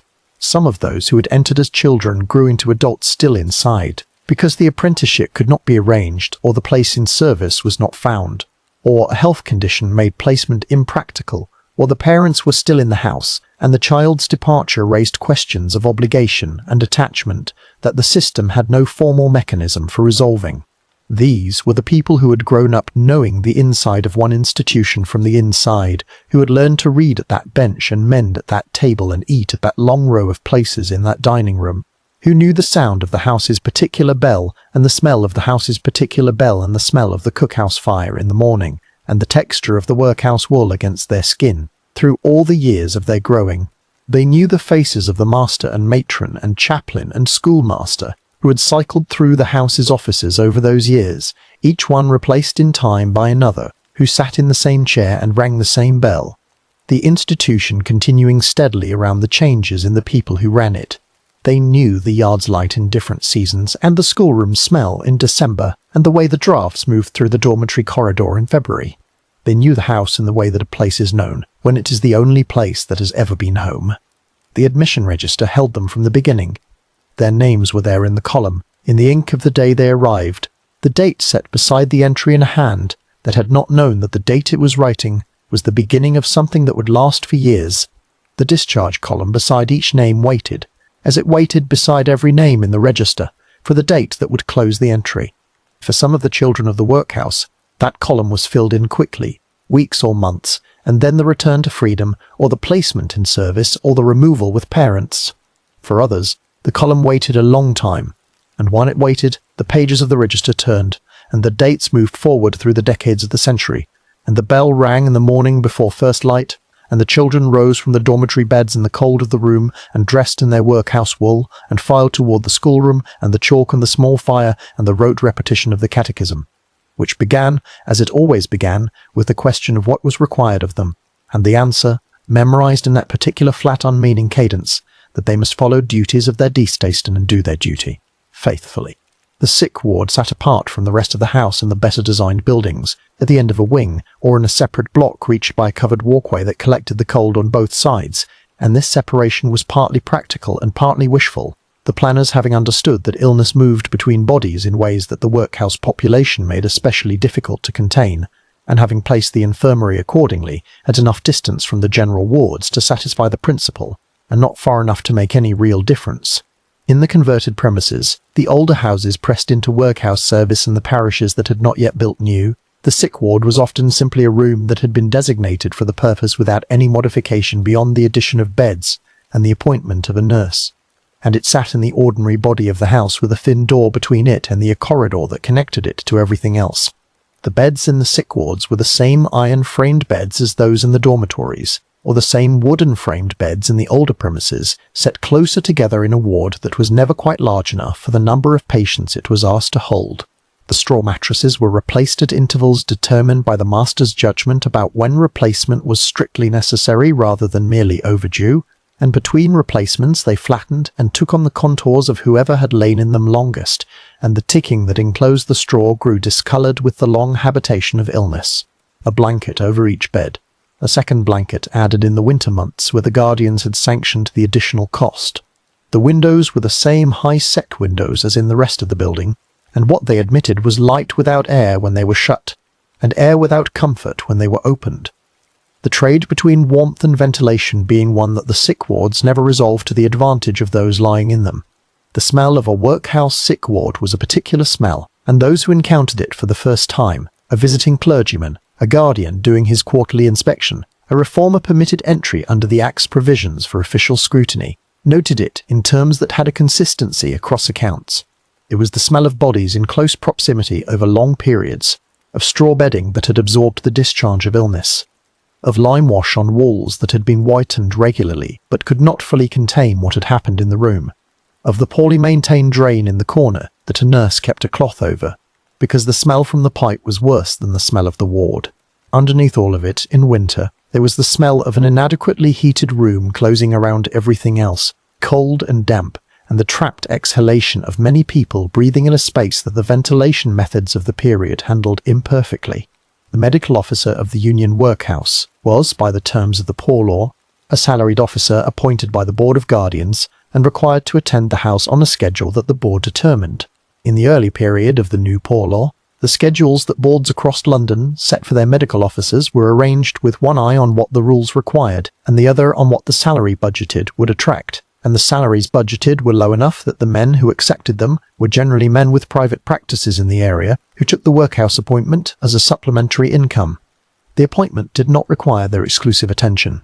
It required their attendance at specified times for the examination of sick inmates and the ordering of medicines and special dietary, and in most London houses in the 1840s this attendance was calculated to occur once a day when it occurred at all, which in some houses was once a day and in others was less frequent than the rules formally intended. What the medical officer arrived to find on a typical visit to the sick ward was a ward holding patients in various stages of conditions that the Poor Law system's dietary and labour regime had done nothing to prevent, and in some cases had actively advanced. The diseases of poverty were not exotic. They were the diseases that followed malnutrition and overcrowding and inadequate warmth and the inability to rest when rest was the only thing that would allow a body to recover. Bronchitis in the winter months, the chest working with visible effort in old men who had spent years breathing coal dust or flour dust, or the grinding dust of stone in other kinds of labour before destitution brought them here. Rheumatism that had worked into the joints of men and women who had spent years in wet working conditions and had no dry place to return to in the evenings. Fevers of various kinds, moving through the ward's population in the way that fevers move through any population kept in close quarters, finding the ones whose resistance was lowest and staying.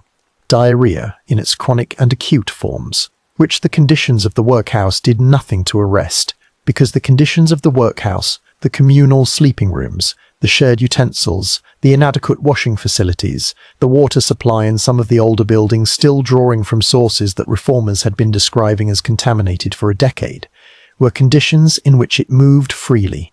Typhus when the wards were crowded enough and the ventilation poor enough and the bodies of the inmates run down enough to offer it the entry it needed. The medical officer could prescribe. He wrote the orders in a book or on a slip of paper given to the nurse, or in the ward register maintained for the purpose. He prescribed beef tea for a woman whose fever had left her too weak for the standard dietary. He prescribed a flannel bandage and a liniment for the knee of a man whose joint had swollen to a size that made walking painful. He prescribed a particular tincture from the dispensary for the cough that had been present for 6 weeks in the man in the third bed on the left. The prescription was the limit of what he could do in the visit. Whether it was carried out between his visits was a question that lay with the nurse.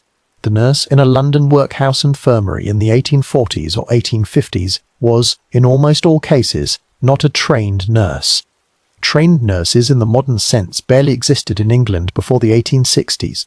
The structured professional training of nurses being an outcome of the same reform period that would eventually reach the workhouse wards, and in the years before that development, the woman who served as nurse in a workhouse infirmary was typically a pauper inmate herself. She was chosen from among the women in the house who were considered capable of the duties, capable meaning able to move about the ward and carry out the tasks assigned, and she received a small additional allowance for the service, perhaps a slightly better dietary in some houses, perhaps an extra ration of beer, which was in this period considered a reasonable element of a working woman's daily sustenance. Whether she was infirm herself was a question that the better-run houses attempted to answer carefully, and the worse-run ones did not answer at all. And the reformers who inspected London workhouses through the 1850s and 1860s recorded, with a regularity that becomes its own kind of evidence, the discovery of pauper nurses who were elderly or unwell or both, attending patients who in some cases were in no significantly worse condition than the people nominally caring for them. What a pauper nurse could do was limited by what she was. She could give the patient the medicine that the medical officer had ordered, if the medicine had come up from the dispensary, and she had been told how often to give it, and she was present in the ward at the right time, and she gave the correct preparation to the correct patient. She could change the bedding when the bedding required changing and the linen was available for the exchange. She could bring food from the kitchen hatch for those patients unable to walk to the dining room, and she could help those who needed help to eat. She could sit with a patient who was very ill in the night hours when no other officer of the house was present, and she could call for the medical officer if she judged the situation to require it.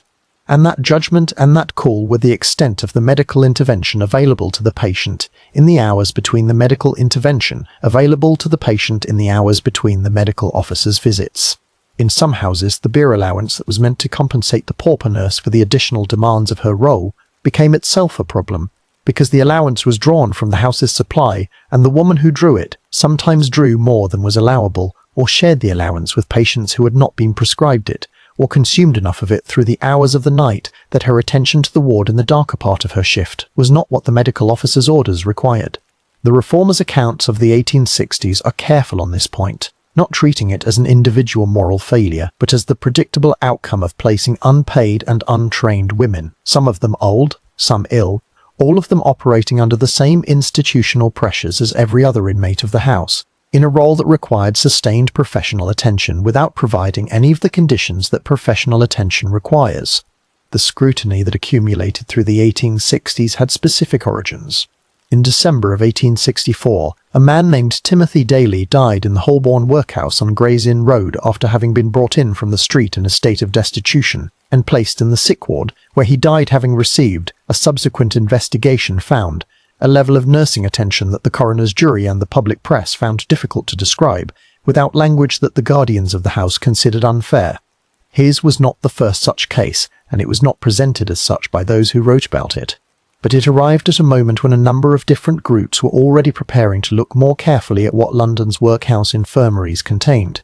The Lancet, which had been interested in workhouse medical provision for years in the way of a publication whose readers included the medical officers who worked under the system's constraints, appointed a sanitary commission in 1865 to visit and report on the state of the infirmaries in London's metropolitan workhouses.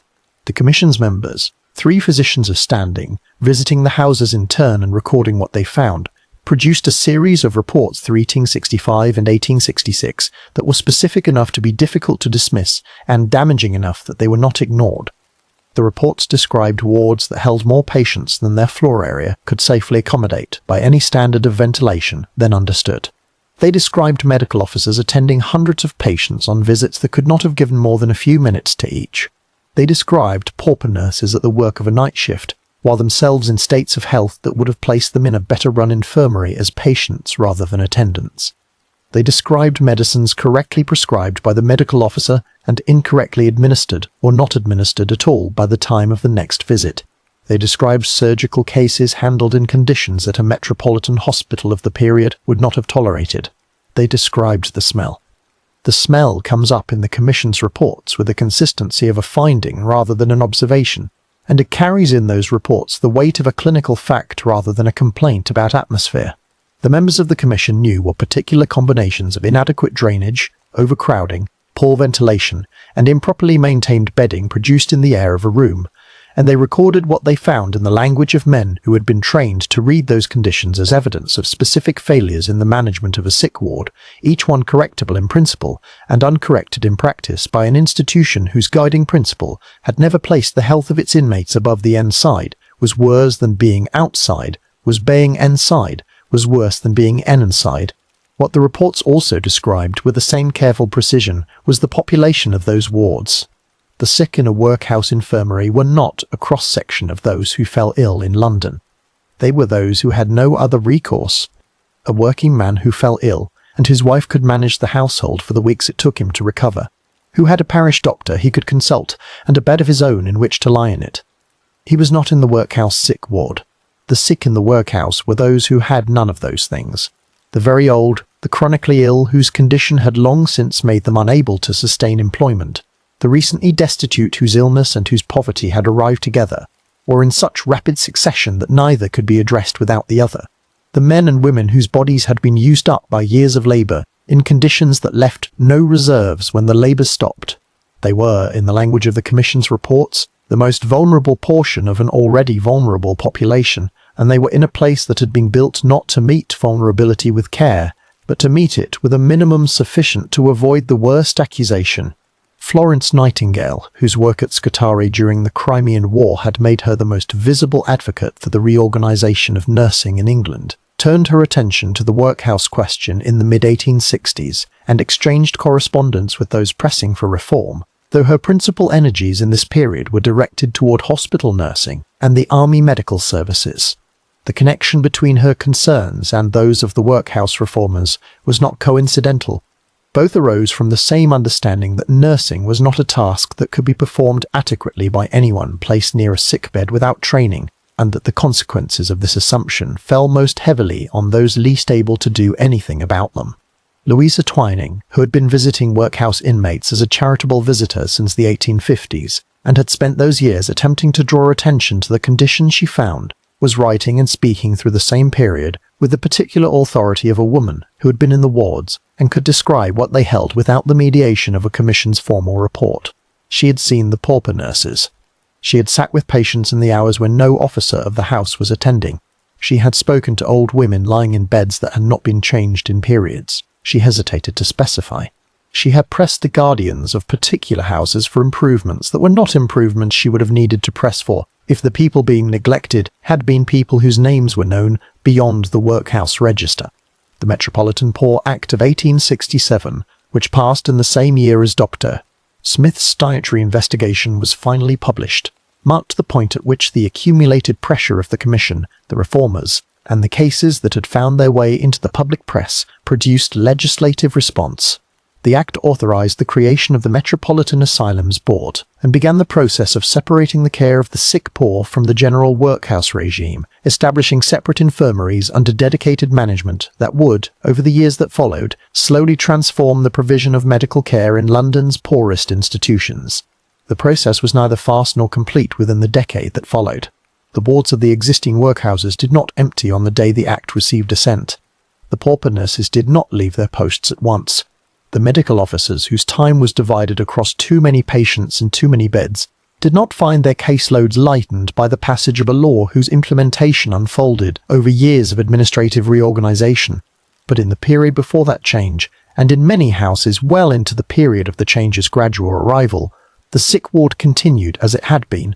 The straw mattresses in the iron-framed beds, the windows set too high to open easily, the nurse perhaps asleep in her chair at the foot of the ward in the hours before the medical officer's morning visit.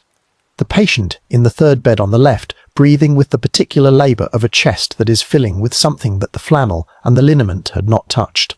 The medicine ordered on Tuesday in the register. The register lying open on the table by the door. The ward quiet except for the breathing and the occasional shift of a body turning in its bed, seeking a position in which the weight of the blanket sat differently on a joint that had not stopped aching since November.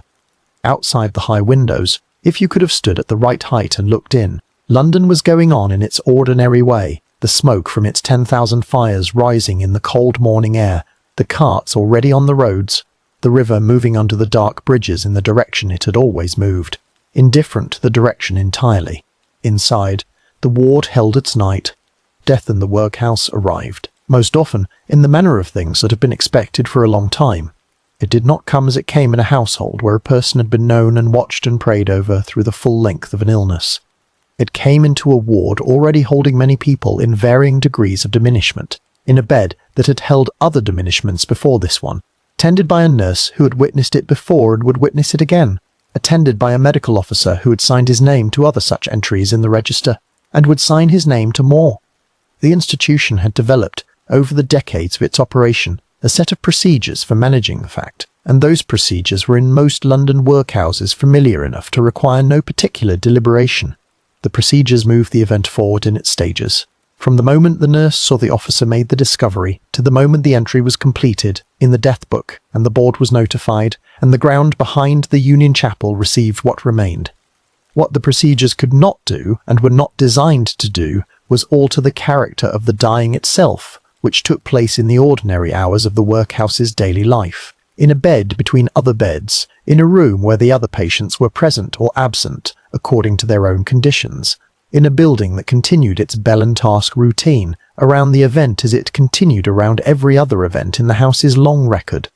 The dying man, or the dying woman, was often known to the medical officer in the way that a case is known, by the record of visits and the entries in the ward register and the progression of symptoms that had been noted at each attendance.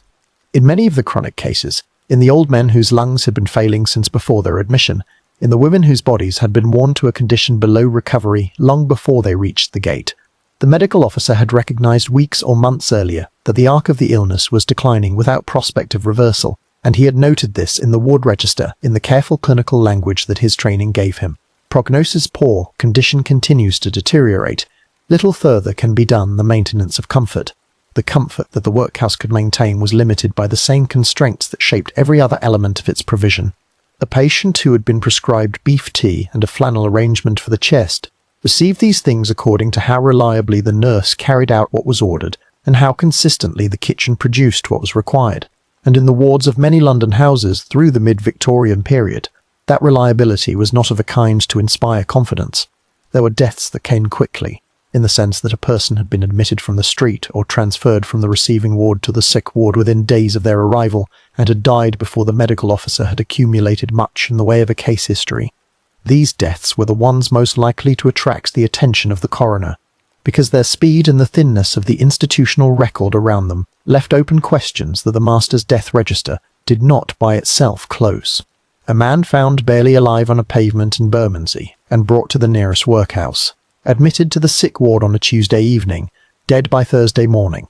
The question of what had killed him, and whether anything done or not done in the hours between his admission and his death had contributed to the outcome, was a question that lay beyond the workhouse's own paperwork to answer.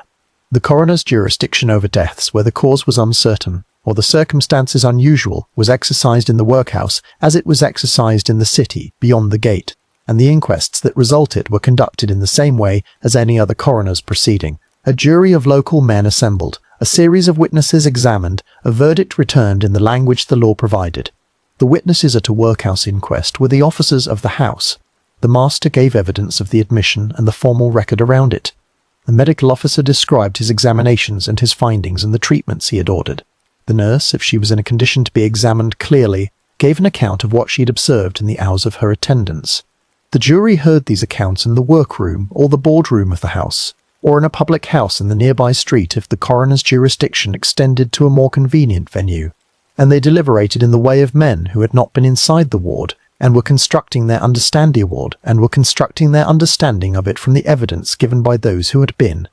The verdicts they returned were most commonly natural causes, death by disease, or some variation on the statement that the deceased had died from the effects of exposure or destitution prior to admission.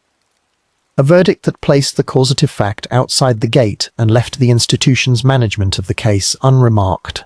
Sometimes they returned a verdict of death from want, a direct statement that the person had died from insufficient food or warmth or care, and these verdicts were the ones that appeared in the newspapers and troubled the Guardian's minutes, and occasionally prompted correspondence between the board and the central authority. They were not common, but they were regular enough across the decades of the workhouse system in London to form their own kind of record.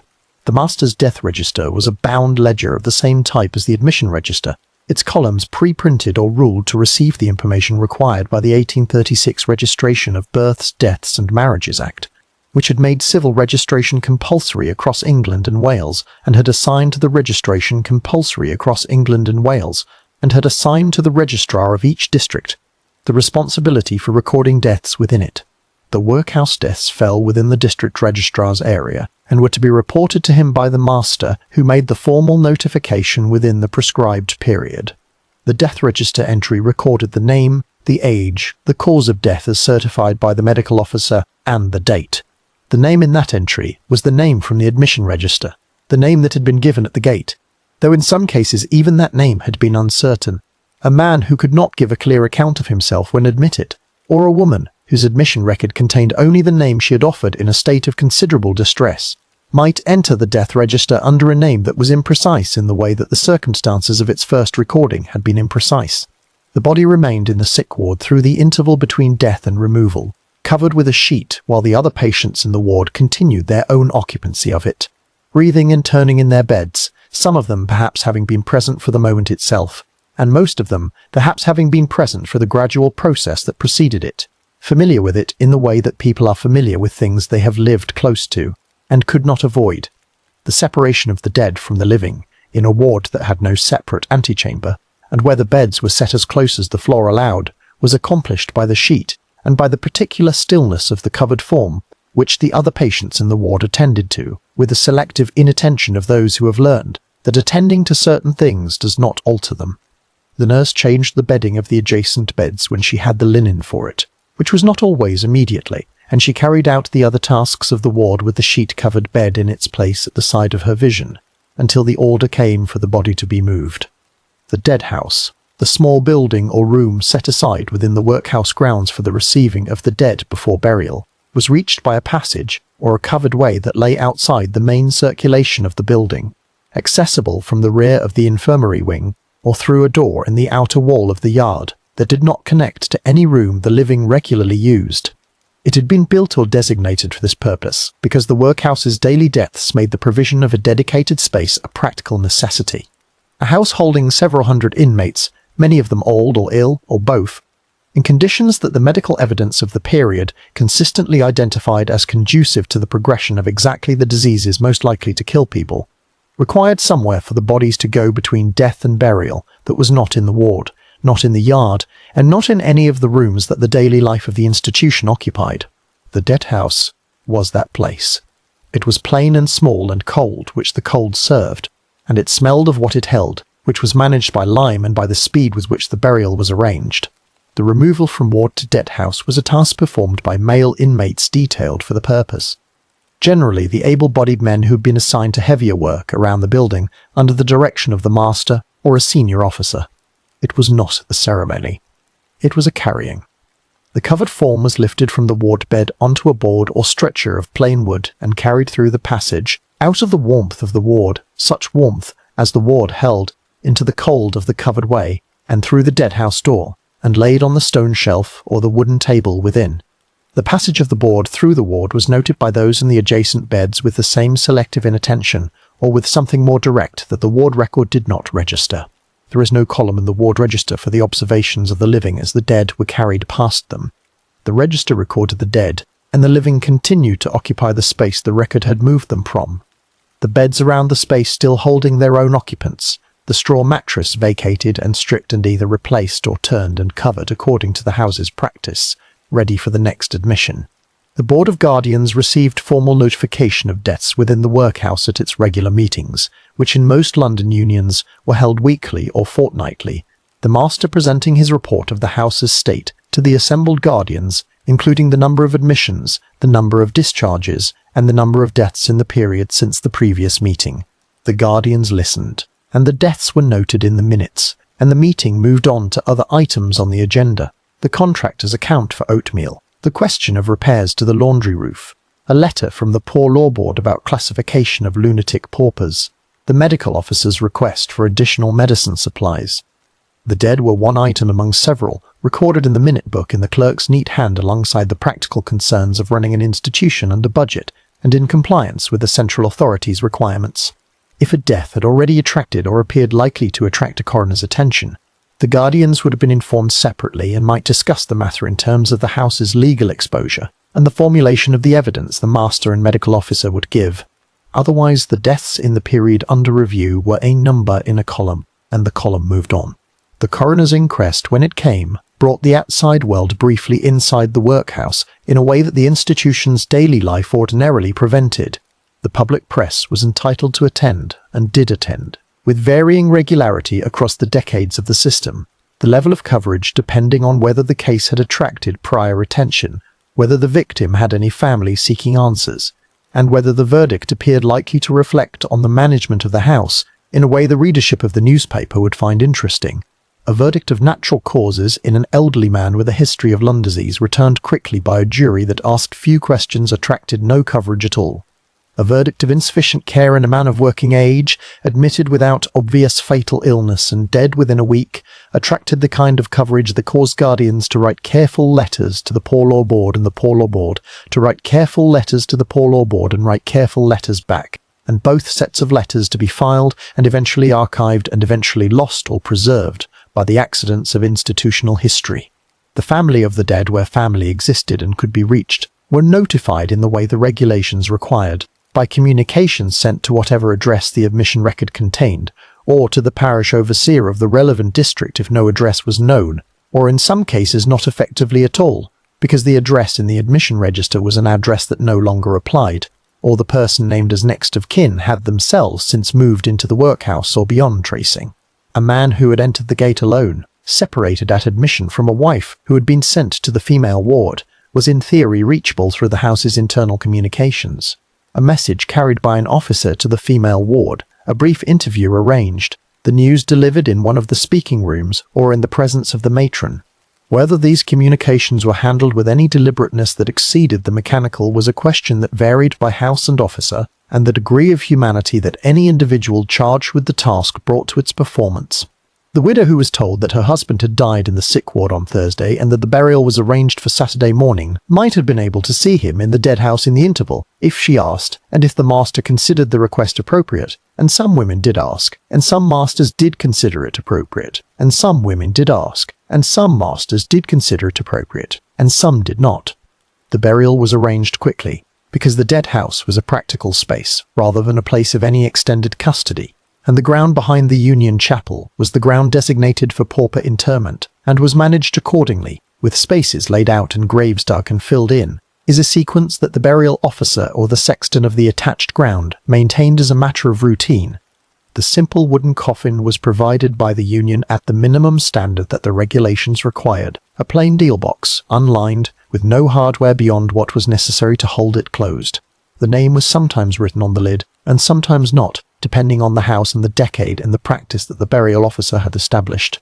A chaplain was required by the regulations to attend and conduct the burial service of the Church of England, which he did, reading the relevant portion of the burial office over the plain box in the ground behind the chapel in whatever weather the morning provided, with whatever attendance had assembled. The attendance was seldom large. A family member who had been in the house might be permitted to attend, standing in their workhouse dress in the burial ground, while the chaplain read. If the deceased had died without family, or had family in no position to attend.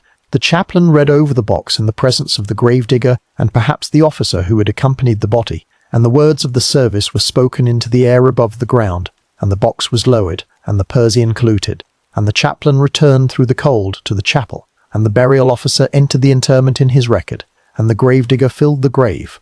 In the death register, the entry was closed. The column for the date of death held its number. The medical officer's certification of the cause held its diagnosis. The name held the name, in the ink that had first recorded it at admission. The same ledger, the same institution, the writing that had opened the entry now given its final bookend by a different hand on a different date. The ledger was returned to its shelf in the master's counting room, beside the other ledgers, beside the admission registers and the dietary returns and the Guardiary's minute books and the medical officer's visit records and the contractor's accounts and the correspondence file and all the other documents by which the institution had maintained its record of itself through the years of its operation. Outside the counting room window, across the yard where the able-bodied men were at their work in the cold morning air, the house went on at its regular pace. The bell would ring for the midday meal. The gruel would be served. The bread would be broken. The empty bowls would be stacked. The afternoon task-room bell would follow.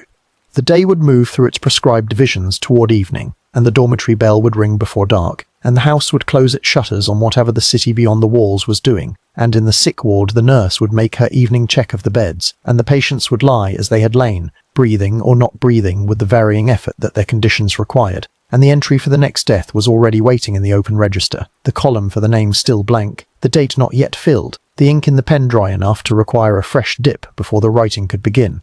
The ground occupied a portion of the workhouse property that the plans had designated for it from the beginning. In some of London's purpose-built union houses it lay behind the main building, separated from the working yards by a wall of the same stock brick as the rest of the institution, accessible through a door in that wall which remained unlocked in the working hours and was locked at night with a key kept by the master or the burial officer. In other establishments, the pauper ground was a separate plot nearby, a piece of land the union had purchased or leased for the purpose from the vestry or from a private landowner whose property adjoined the workhouse site, and it was reached through the street rather than through the house itself. In either case it was enclosed. It had a wall or a fence around it. It was not open to the road. The dead of the union were not buried where the street could see them from the wrong angle, in the way that the workhouse yards were not visible from the street, and the dining room was not a room into which a passing eye could look freely. What the ground held when you entered it was not what a churchyard held. There were no headstones of any kind in the standard pauper burial ground maintained by a Victorian poor law union. No carved inscriptions, no symbols of faith or family cut into stone. No name readable from a standing height in the afternoon light. The markers that did exist were of wood, small rectangles of painted board or cut board, driven into the clay at the head of each grave, and on them was written, or scratched, or painted in black paint by whatever hand performed this work, a number. The number corresponded to an entry in the burial register kept by the sexton or the burial officer, a bound ledger that recorded the number of the plot, the date of interment, the name of the person buried there, and the date of their death as recorded by the workhouse master. The register was the connection between the number in the ground and the name that had once been spoken aloud in the world. Without the register, the number was only a number. Without the number, the register entry had no location in the earth. The two together constituted a reference system of real precision, as long as both parts of it survived and remained legible. The wooden markers did not last. That is the central fact about them, and it was a fact that was apparent to anyone who looked at the pauper burial grounds of London's workhouse unions across the decades of their use. The clay of the London basin, the same clay from which the yellow stock brick of the surrounding buildings had been fired, was not kind to wood set into it for any long duration. Moisture worked into the grain of the cut board from below and from the side, and frost expanded what moisture had entered, and the summers dried the board unevenly, and the process repeated through the seasons until the wood that had been painted with a number became first weathered and then soft and then difficult to read, and then no longer present in its original form. The grounds that had been in operation for 20 or 30 years by the 1860s and 1870s contained areas where the markers from the earlier burials had degraded to the point that the ground surface offered no indication of what lay below it beyond the slight subsidence of the clay over the disturbed area a gentle settling that an eye familiar with burial grounds could sometimes read and that an eye unfamiliar with them could not read at all. This was not a process that anyone had designed as a policy. The wooden markers had been chosen because they were cheap, because the principle of less eligibility applied to the marking of graves with the same logic it applied to everything else inside the workhouse's accounts, and because a poor law union was not an institution that carried any particular obligation to perpetuate the visibility of its dead beyond what the immediate administrative record required. The burial register was the record. The register was preserved because it was a document of the house and was filed with the other documents of the house. The wooden marker was a convenience, a way of locating the plot in the ground for the period during which relocating it might matter, which in most cases meant only the period during which the sexton needed to know where not to dig when placing a new burial in the adjacent area. After that period, the marker had served its purpose, and its deterioration was not a problem that anyone was assigned to solve. The rows in the ground expanded year by year. This too was the simple arithmetic of a large population in a large institution, in a period when the number of those who came to the gate was not diminishing, and the conditions inside the house had their predictable effect on the health of those who stayed long enough. The winter months brought the most deaths, not dramatically more, not so many more that the burial ground transformed visibly from one December to the next, but enough more that the sexton's record of work was heavier in the first months of the year than in the summer, and the frozen ground of January presented a practical difficulty that was addressed not by reducing the rate of burials, but by the effort required to dig in soil that had closed hard against the spade. Digging in frozen London clay requires sustained effort of a kind that those who have not performed it may underestimate. The top several inches of soil in hard frost become something close to stone, and the spade that cuts through workable earth in October is a different instrument in January, the first several blows ringing back through the handle with a vibration that belongs more to quarrying than to grave digging. The sexton, or the men he employed, often able-bodied inmates detailed to the task in the same way that able-bodied inmates performed the other physical labour of the house, worked through those mornings with their breath thickening in the cold, the ground yielding eventually to the depth required, the turned clay piling to one side in a heap that froze again at a surface by the following morning, if the burial was delayed. The work was the same work as any other task assigned in those yards, sustained, repetitive, cold, done because the day required it, and the day's requirement was not altered by the weather. The question of depth mattered in the pauper burial grounds of Victorian London, in the same way it mattered in the overcrowded city churchyards that were themselves a concurrent and well-documented crisis of exactly this period.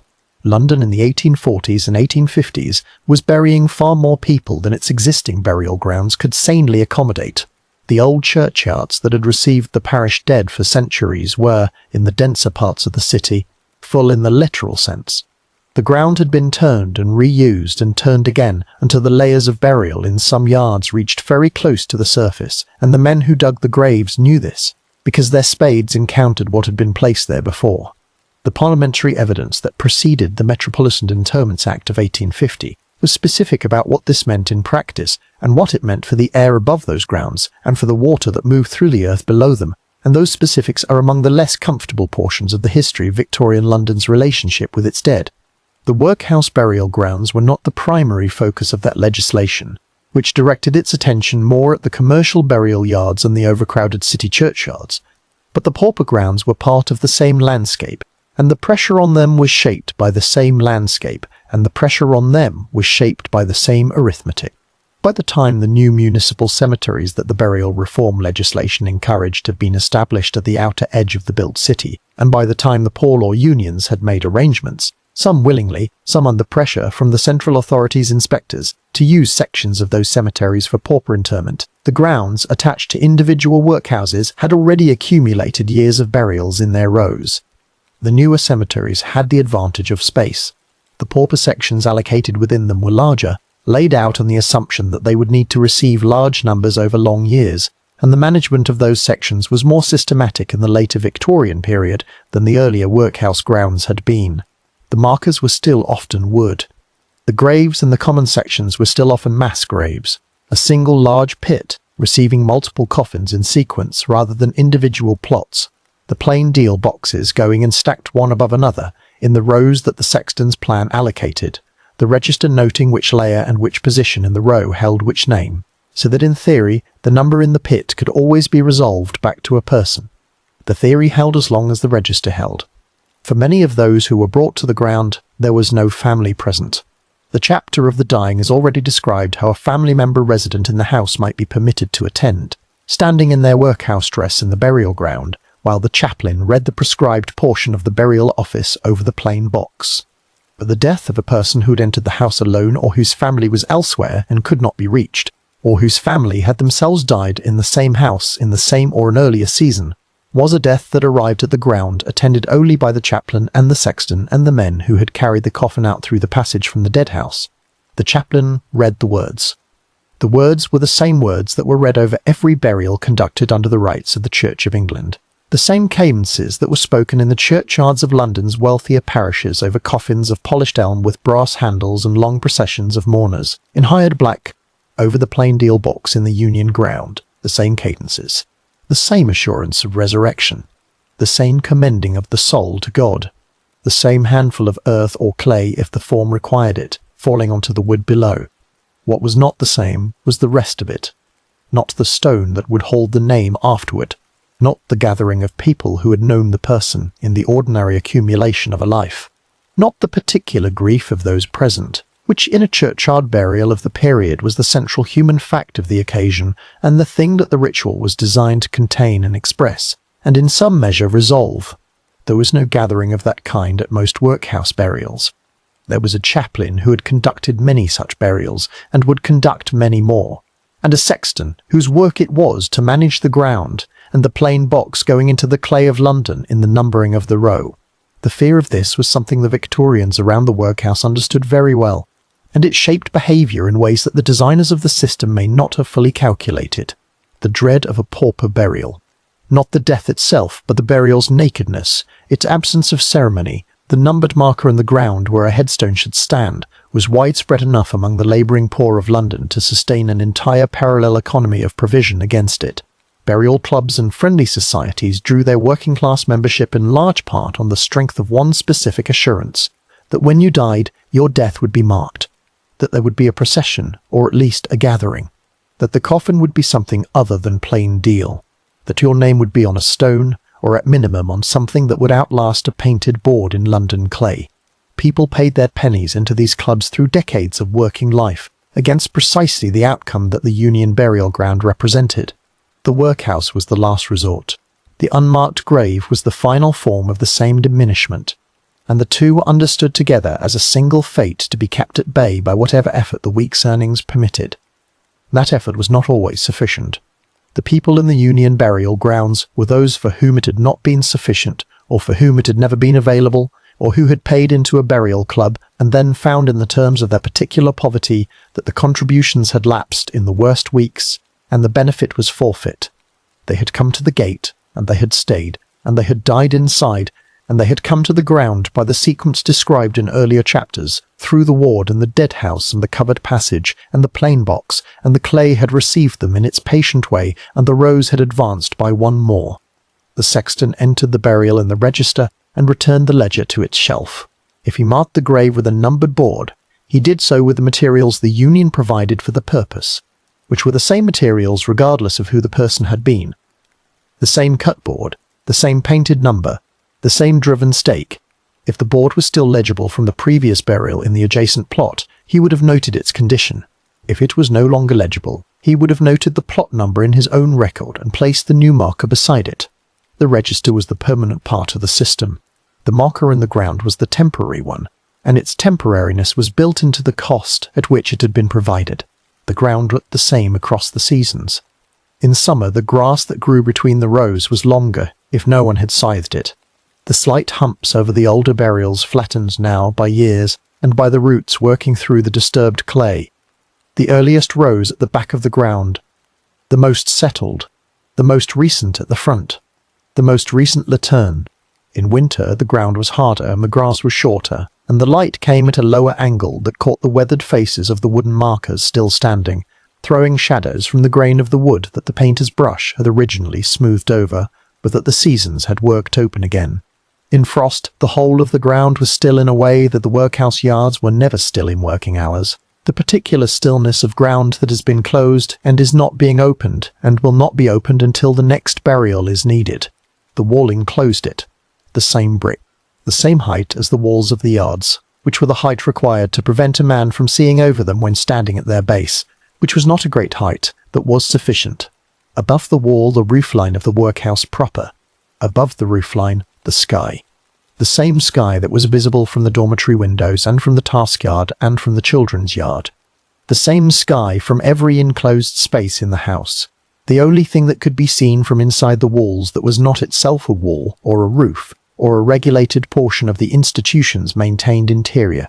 The ground beneath the sky within this wall was the final enclosure, the last space inside the house that a resident of the workhouse would occupy, and it had been provided for on the plans from the beginning as necessary to the operation of the institution as the task rooms and the dining hall and the admission register, and it was maintained accordingly, adequately, economically, with the same attention to the minimum required and the same absence of anything beyond it.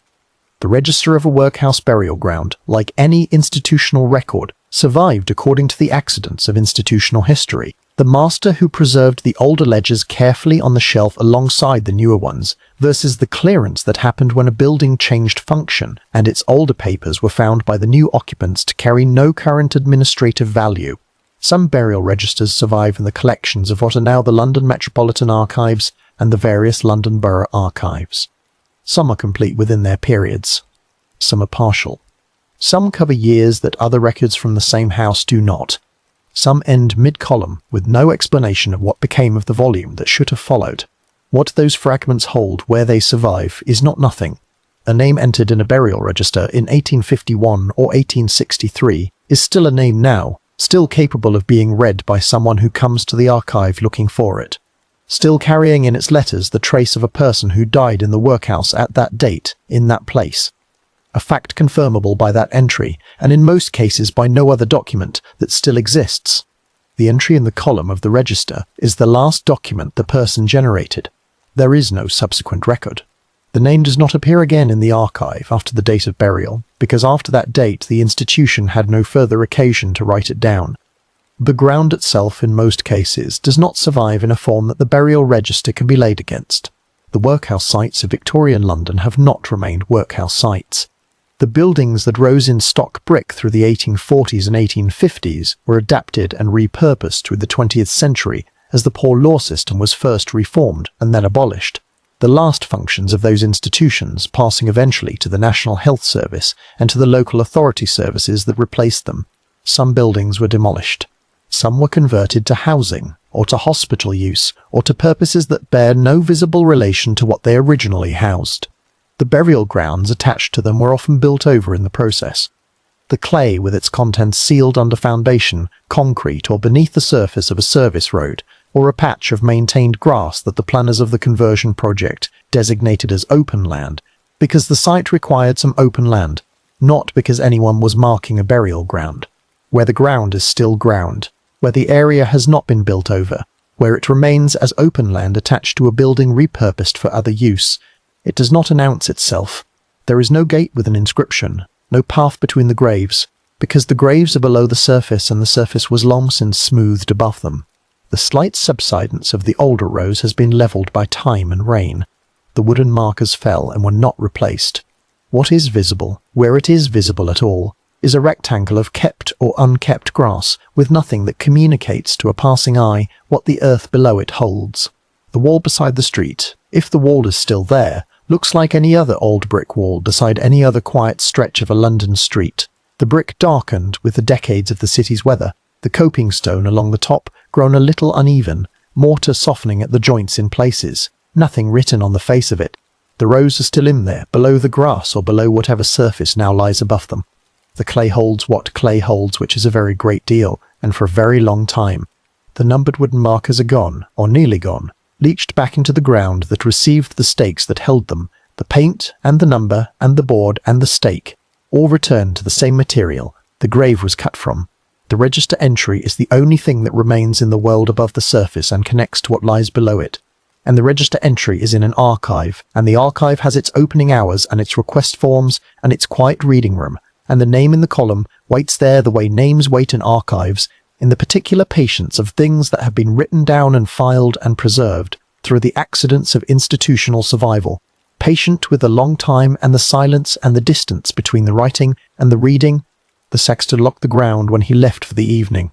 The key went back to the hook in the master's counting room beside the other keys, in a building that was also, eventually, at the end of the long, slow decades of the Victorian poor law, put to other uses, its counting room becoming something else, its hook holding other keys for other locks, the hook knowing nothing of what it had once held or where any of those keys had once led.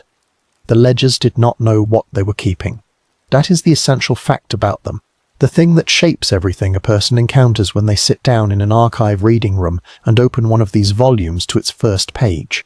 The man who made the entries, the workhouse master, or his clerk if the house ran to a clerk, or in some of the smaller, converted premises the master himself leaning over the admission counter at the end of a long intake afternoon, was not keeping a record for the future. He was keeping the record the regulations required him to keep, for the purposes the regulations specified: administrative traceability, the management of settlement disputes, the reporting of numbers to the Poor Law Commission at Somerset House, the maintenance of the documentary proof that the guardians could produce if an inspector arrived, or a question arose about a particular case or a family sought a relative they had lost track of in the system's corridors. The record was a management tool. It was a counting instrument. It looked forward only as far as the next quarterly return, the next inspector's visit, the next time the columns would be totalled and the totals carried to a summary page and the summary page sent to London. What it was also doing, silently, without anyone having designated it for this purpose, was holding the names. The ink went down on the page in the ordinary way of ink going onto paper, the scratch of the nib, the slight spreading of the stroke where the pen had been dipped too fully, the occasional blotted entry corrected in a second hand above the first, the line that ran a little wide where the column ruling had been printed imprecisely, and the writer was following the ruling rather than the true margin. In many of the surviving volumes, the ink has darkened over the decades since it was laid down, shifting from the blue-black of freshly dried writing fluid toward the brown of old iron gall, the shade familiar from any archive that holds Victorian documents, a particular warm dark brown that carries in it the chemistry of the ink's long, slow reaction with the paper fibers and the air and whatever light has reached it in the years of its storage. The handwriting that darkened into that brown was the handwriting of men who are themselves long dead, and who had no reason to suppose, when they formed the letters of a name in the admission column, that those letters would outlast them by the length of time they have in fact outlasted them. The admission registers of London's poor law unions from the mid-Victorian period survive in the London Metropolitan Archives and in the collections of the various borough archives that inherited the records of the unions dissolved or reorganised through the 20th century. They do not survive completely. The survival of any institutional record across 170 or 180 years is the product of a sequence of decisions and accidents that no one was managing as a single continuous policy. A bundle of registers remained on a shelf in a building that continued to house some function of local administration. The function changed, but the shelf remained, and someone who came to clear the shelf recognized the volumes as old and retained them rather than disposing of them. Or no one came to clear the shelf for 20 years, and by the time anyone did, the volumes had acquired the standing of fixtures, and were moved to a storeroom when the room they occupied was needed, and were moved to a storeroom when the storeroom was repurposed, and arrived eventually at a letter repository where an archivist catalogued them and placed them in acid-free boxes and added them to the finding aid. Other volumes did not make any of those transfers. The workhouse sites that were converted to other uses in the first half of the 20th century often shed their older administrative records in the process of conversion, not from policy, but from the ordinary attrition of clearances in which no one present had enough knowledge of what the papers contained or enough time to examine them individually, and the bundles went to destruction because the clearance had a deadline, and the deadline had to be met. What survives is therefore a selection, but not a selection made by any principle. It is a residue. The volumes that remain do so because circumstances allowed them to remain, and the volumes that are gone because circumstances did not. Where the admission registers do survive, they hold the same information that the regulations required. The name, written in the column provided for it, in the handwriting of whoever was at the counter on the day of admission. The age, which in most entries is a round number, 50, 60, 40, reflecting the degree of certainty available to the person being asked, which in many cases was approximate.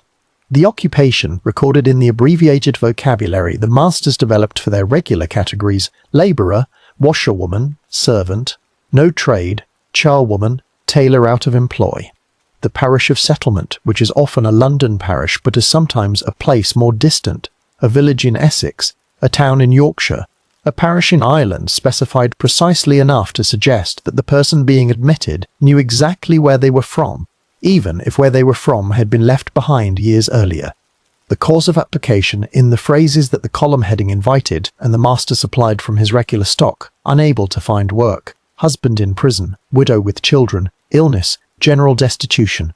General destitution. That phrase appears in the admission registers with a frequency that is itself a fact about the system. It was the phrase that meant there is nothing specific to name here. The life simply ran out of what it needed to continue at the point where the gate became the only remaining option. The phrase does not describe. It locates. It places a person at the far end of a sequence of smaller failures and smaller losses that the register did not record because the register was not designed to record them, and it moves on to the next column. The death registers sit alongside the admission registers in those archive boxes where both survive. They are smaller volumes in most cases, their columns recording the date of death, the name as known to the house, the age, the cause of death in the medical officer's certification, and in some later volumes the date of burial and the ground in which interment was made. The cause of death recorded in these registers reflects the state of medical understanding and diagnostic vocabulary of the period rather than anything that would translate directly into a modern clinical category, and a cause entered as general debility or exhaustion of the vital powers is a cause that describes the condition as the medical officer observed it and named it according to the framework he had been trained with. A man died of general debility in a Stepney workhouse in February of 1858. The words are there in the column.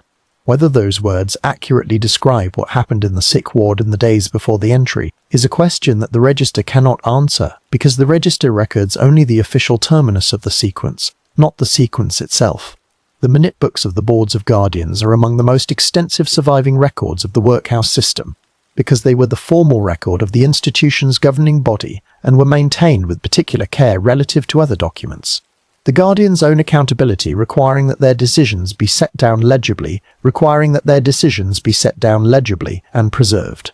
The minute books record everything the board considered in its regular meetings: the contractor's accounts, the medical officer's reports, the chaplain's quarterly statements, the numbers of those admitted and discharged and died in each period, the correspondence received from the Poor Law Board in London, the replies sent, the appointments and dismissals of officers, the repairs to the building, the state of the dietary, the question of whether the nurse's allowance was sufficient, the complaint from the matron about the condition of the linen, the proposal from the master to acquire a new copper for the kitchen.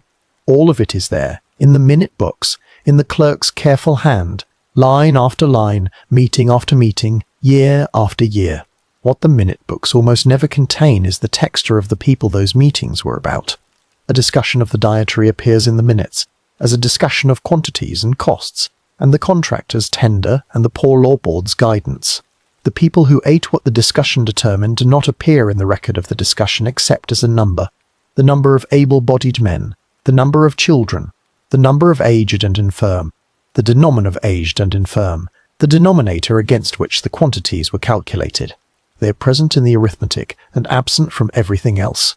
The minute book is the record of the institution governing itself, and in that record the institution is the subject, and those it housed are the material that the institution was organized to manage. The distinction runs through every page of every volume with perfect consistency, because it was the institutional logic itself, and it never required stating because it never required questioning within the room where the minutes were taken. The medical officers' visit books, where they survive, are different in character from either the admission registers or the minute books. They are often more personal in their handwriting, the entries made in the rapid hand of a man noting his findings quickly before the next case, the ink sometimes varying across a single page in a way that suggests the book was carried in a coat pocket, and the entries completed in different conditions of light and time. They hold the names of patients and the dates of visits and the diagnoses and the prescriptions, and occasionally a note that has a different quality from the clinical record around it. An entry that observes something the column did not require observing. A brief remark on a patient's condition that goes a sentence further than the treatment order needed. These moments are not common. but they are present in enough of the surviving volumes to be recognizable as a different register of attention, one that the official record did not require and the medical officer included anyway, in the margin of the column or in the space below the last treatment order on a page. The names in all of these records are the names of people who were not otherwise retrievable. This is the thing about them that sits beneath every archival encounter with a workhouse ledger. Whether the person reading it is a professional archivist, a genealogist looking for a specific entry, or someone who has come to the archive with no particular connection to what the box holds, but who lifts the first volume from its acid-free housing and opens it to a page in the middle of a year and begins to read the names. The names are there. The ages are there, the approximate ages. The places of origin are there, the counties and parishes that had been left behind before the gate was reached. The causes of destitution are there in their compressed phrases, and behind each entry, carried in the name and in no other surviving document, is a life that the archive cannot reconstitute. What the archive can do is confirm that life was there. It can confirm the date. It can confirm the name as it was given at the gate and written into the column by the hand that was present. It can confirm the settlement and the occupation and the cause within the limitations of those phrases. It can confirm in the death register the date on which the entry closed and the medical officer's name at the bottom of the certification. It can confirm in the burial record where one survives the row and the plot and the date of interment. The chain of documentation is real, and within its links it is accurate, and it connects a name to a sequence of institutional events with a precision that no other surviving source provides. Beyond the last link of that chain, the archive goes quiet. Not silent in the way of erasure, not blank in the way of records that were never made. Quiet in the way of rooms where a conversation has recently ended, and the air still holds its shape from the last movement within it, the warmth of the speaking just beginning to cool. The names are there in their columns. The dates are fixed. The causes of destitution are recorded in the clerk's hand, or the master's hand, or whoever was at the counter on that particular afternoon, in the workhouse counting room, in a building that smelled of oakum and lime wash, and the particular cold of rooms heated only to the minimum. The regulations required. You are still here at this late hour, and the voice is almost done. Let it carry you the last of the way down. The names that were written into those columns came from lives that the ledger did not ask about, and was not built to hold. A woman who gave her name at the gate as Mary had a childhood somewhere in the city or beyond it, had learned to speak and then to walk, and had done both in a particular place with particular people around her. She had known the smell of a particular room and the sound of a particular street in the early morning, and the weight of whatever work her hands had been given since the age at which work began. She had been someone's daughter, and perhaps someone's wife, and in all likelihood someone's mother, and the grief and the patience and the ordinary wear of those years had brought her, by a sequence the register did not trace, to the gate of a union workhouse in a London winter, and then through the gate and into the column. The column received her name. The column received her age, stated with whatever certainty she had about it. The column received the phrase that described why she had come, and then the column moved on to the next line, and the next name, and the next approximate age, and the next compressed phrase. At the end of the working day, the register was closed. The master or the clerk set it on the shelf among the others of its series, the binding flush with the bindings of the volumes on either side, each one holding its dates in the dark, the months accumulating in the spine the way months accumulating in an A-record that is maintained across a long institutional life. The room around the shelf was a plain room with a plain desk and a lamp that was trimmed each evening before the officer left it. The smell of the ink and the coal dust and the lime wash in the corridor settled into the ordinary quiet of a workhouse building at the end of a working day. The bell having rung, the task rooms cleared, the dining room tables standing empty, the dormitories beginning to hold their sounds. In the archive reading room now, at whatever hour this reaches you, the boxes are closed on their shelves in the strong room, and the temperature is held at what the documents require. The handwriting in the volumes is still the handwriting that was made in those rooms in those decades, still carrying the angle and the pressure of the pen that held it. The ink has gone to the brown of very old iron gall, and it will not darken further. The columns are still the columns. The names are still the names. Someone carried that register to the shelf at the end of the working day. They set it among the others, the year marked on the spine. They returned to whatever else the afternoon required, and the register stayed on the shelf through the rest of that year and through the years that followed, accumulating the particular stillness of things that have been placed and not disturbed, its pages holding their ink in the slow darkening process that the chemistry of the period set in motion, and that nothing since has stopped. The counting room is gone, or given to other uses. The building is something else now, or the building too is gone, and the ground beneath it is ground laid over with what the city needed next. But the volume made it out. It made it through the clearances and the changes of use and the long passage of administrative time that turned workhouses into infirmaries, into council offices, into something else again. And it is in a box in a strong room, and the box is labelled, and the label corresponds to an entry in a finding aid, and the finding aid is searchable by anyone who knows to look. Not many know to look. The admission registers of Victorian London workhouses are not among the records that the history of the century most readily recalls.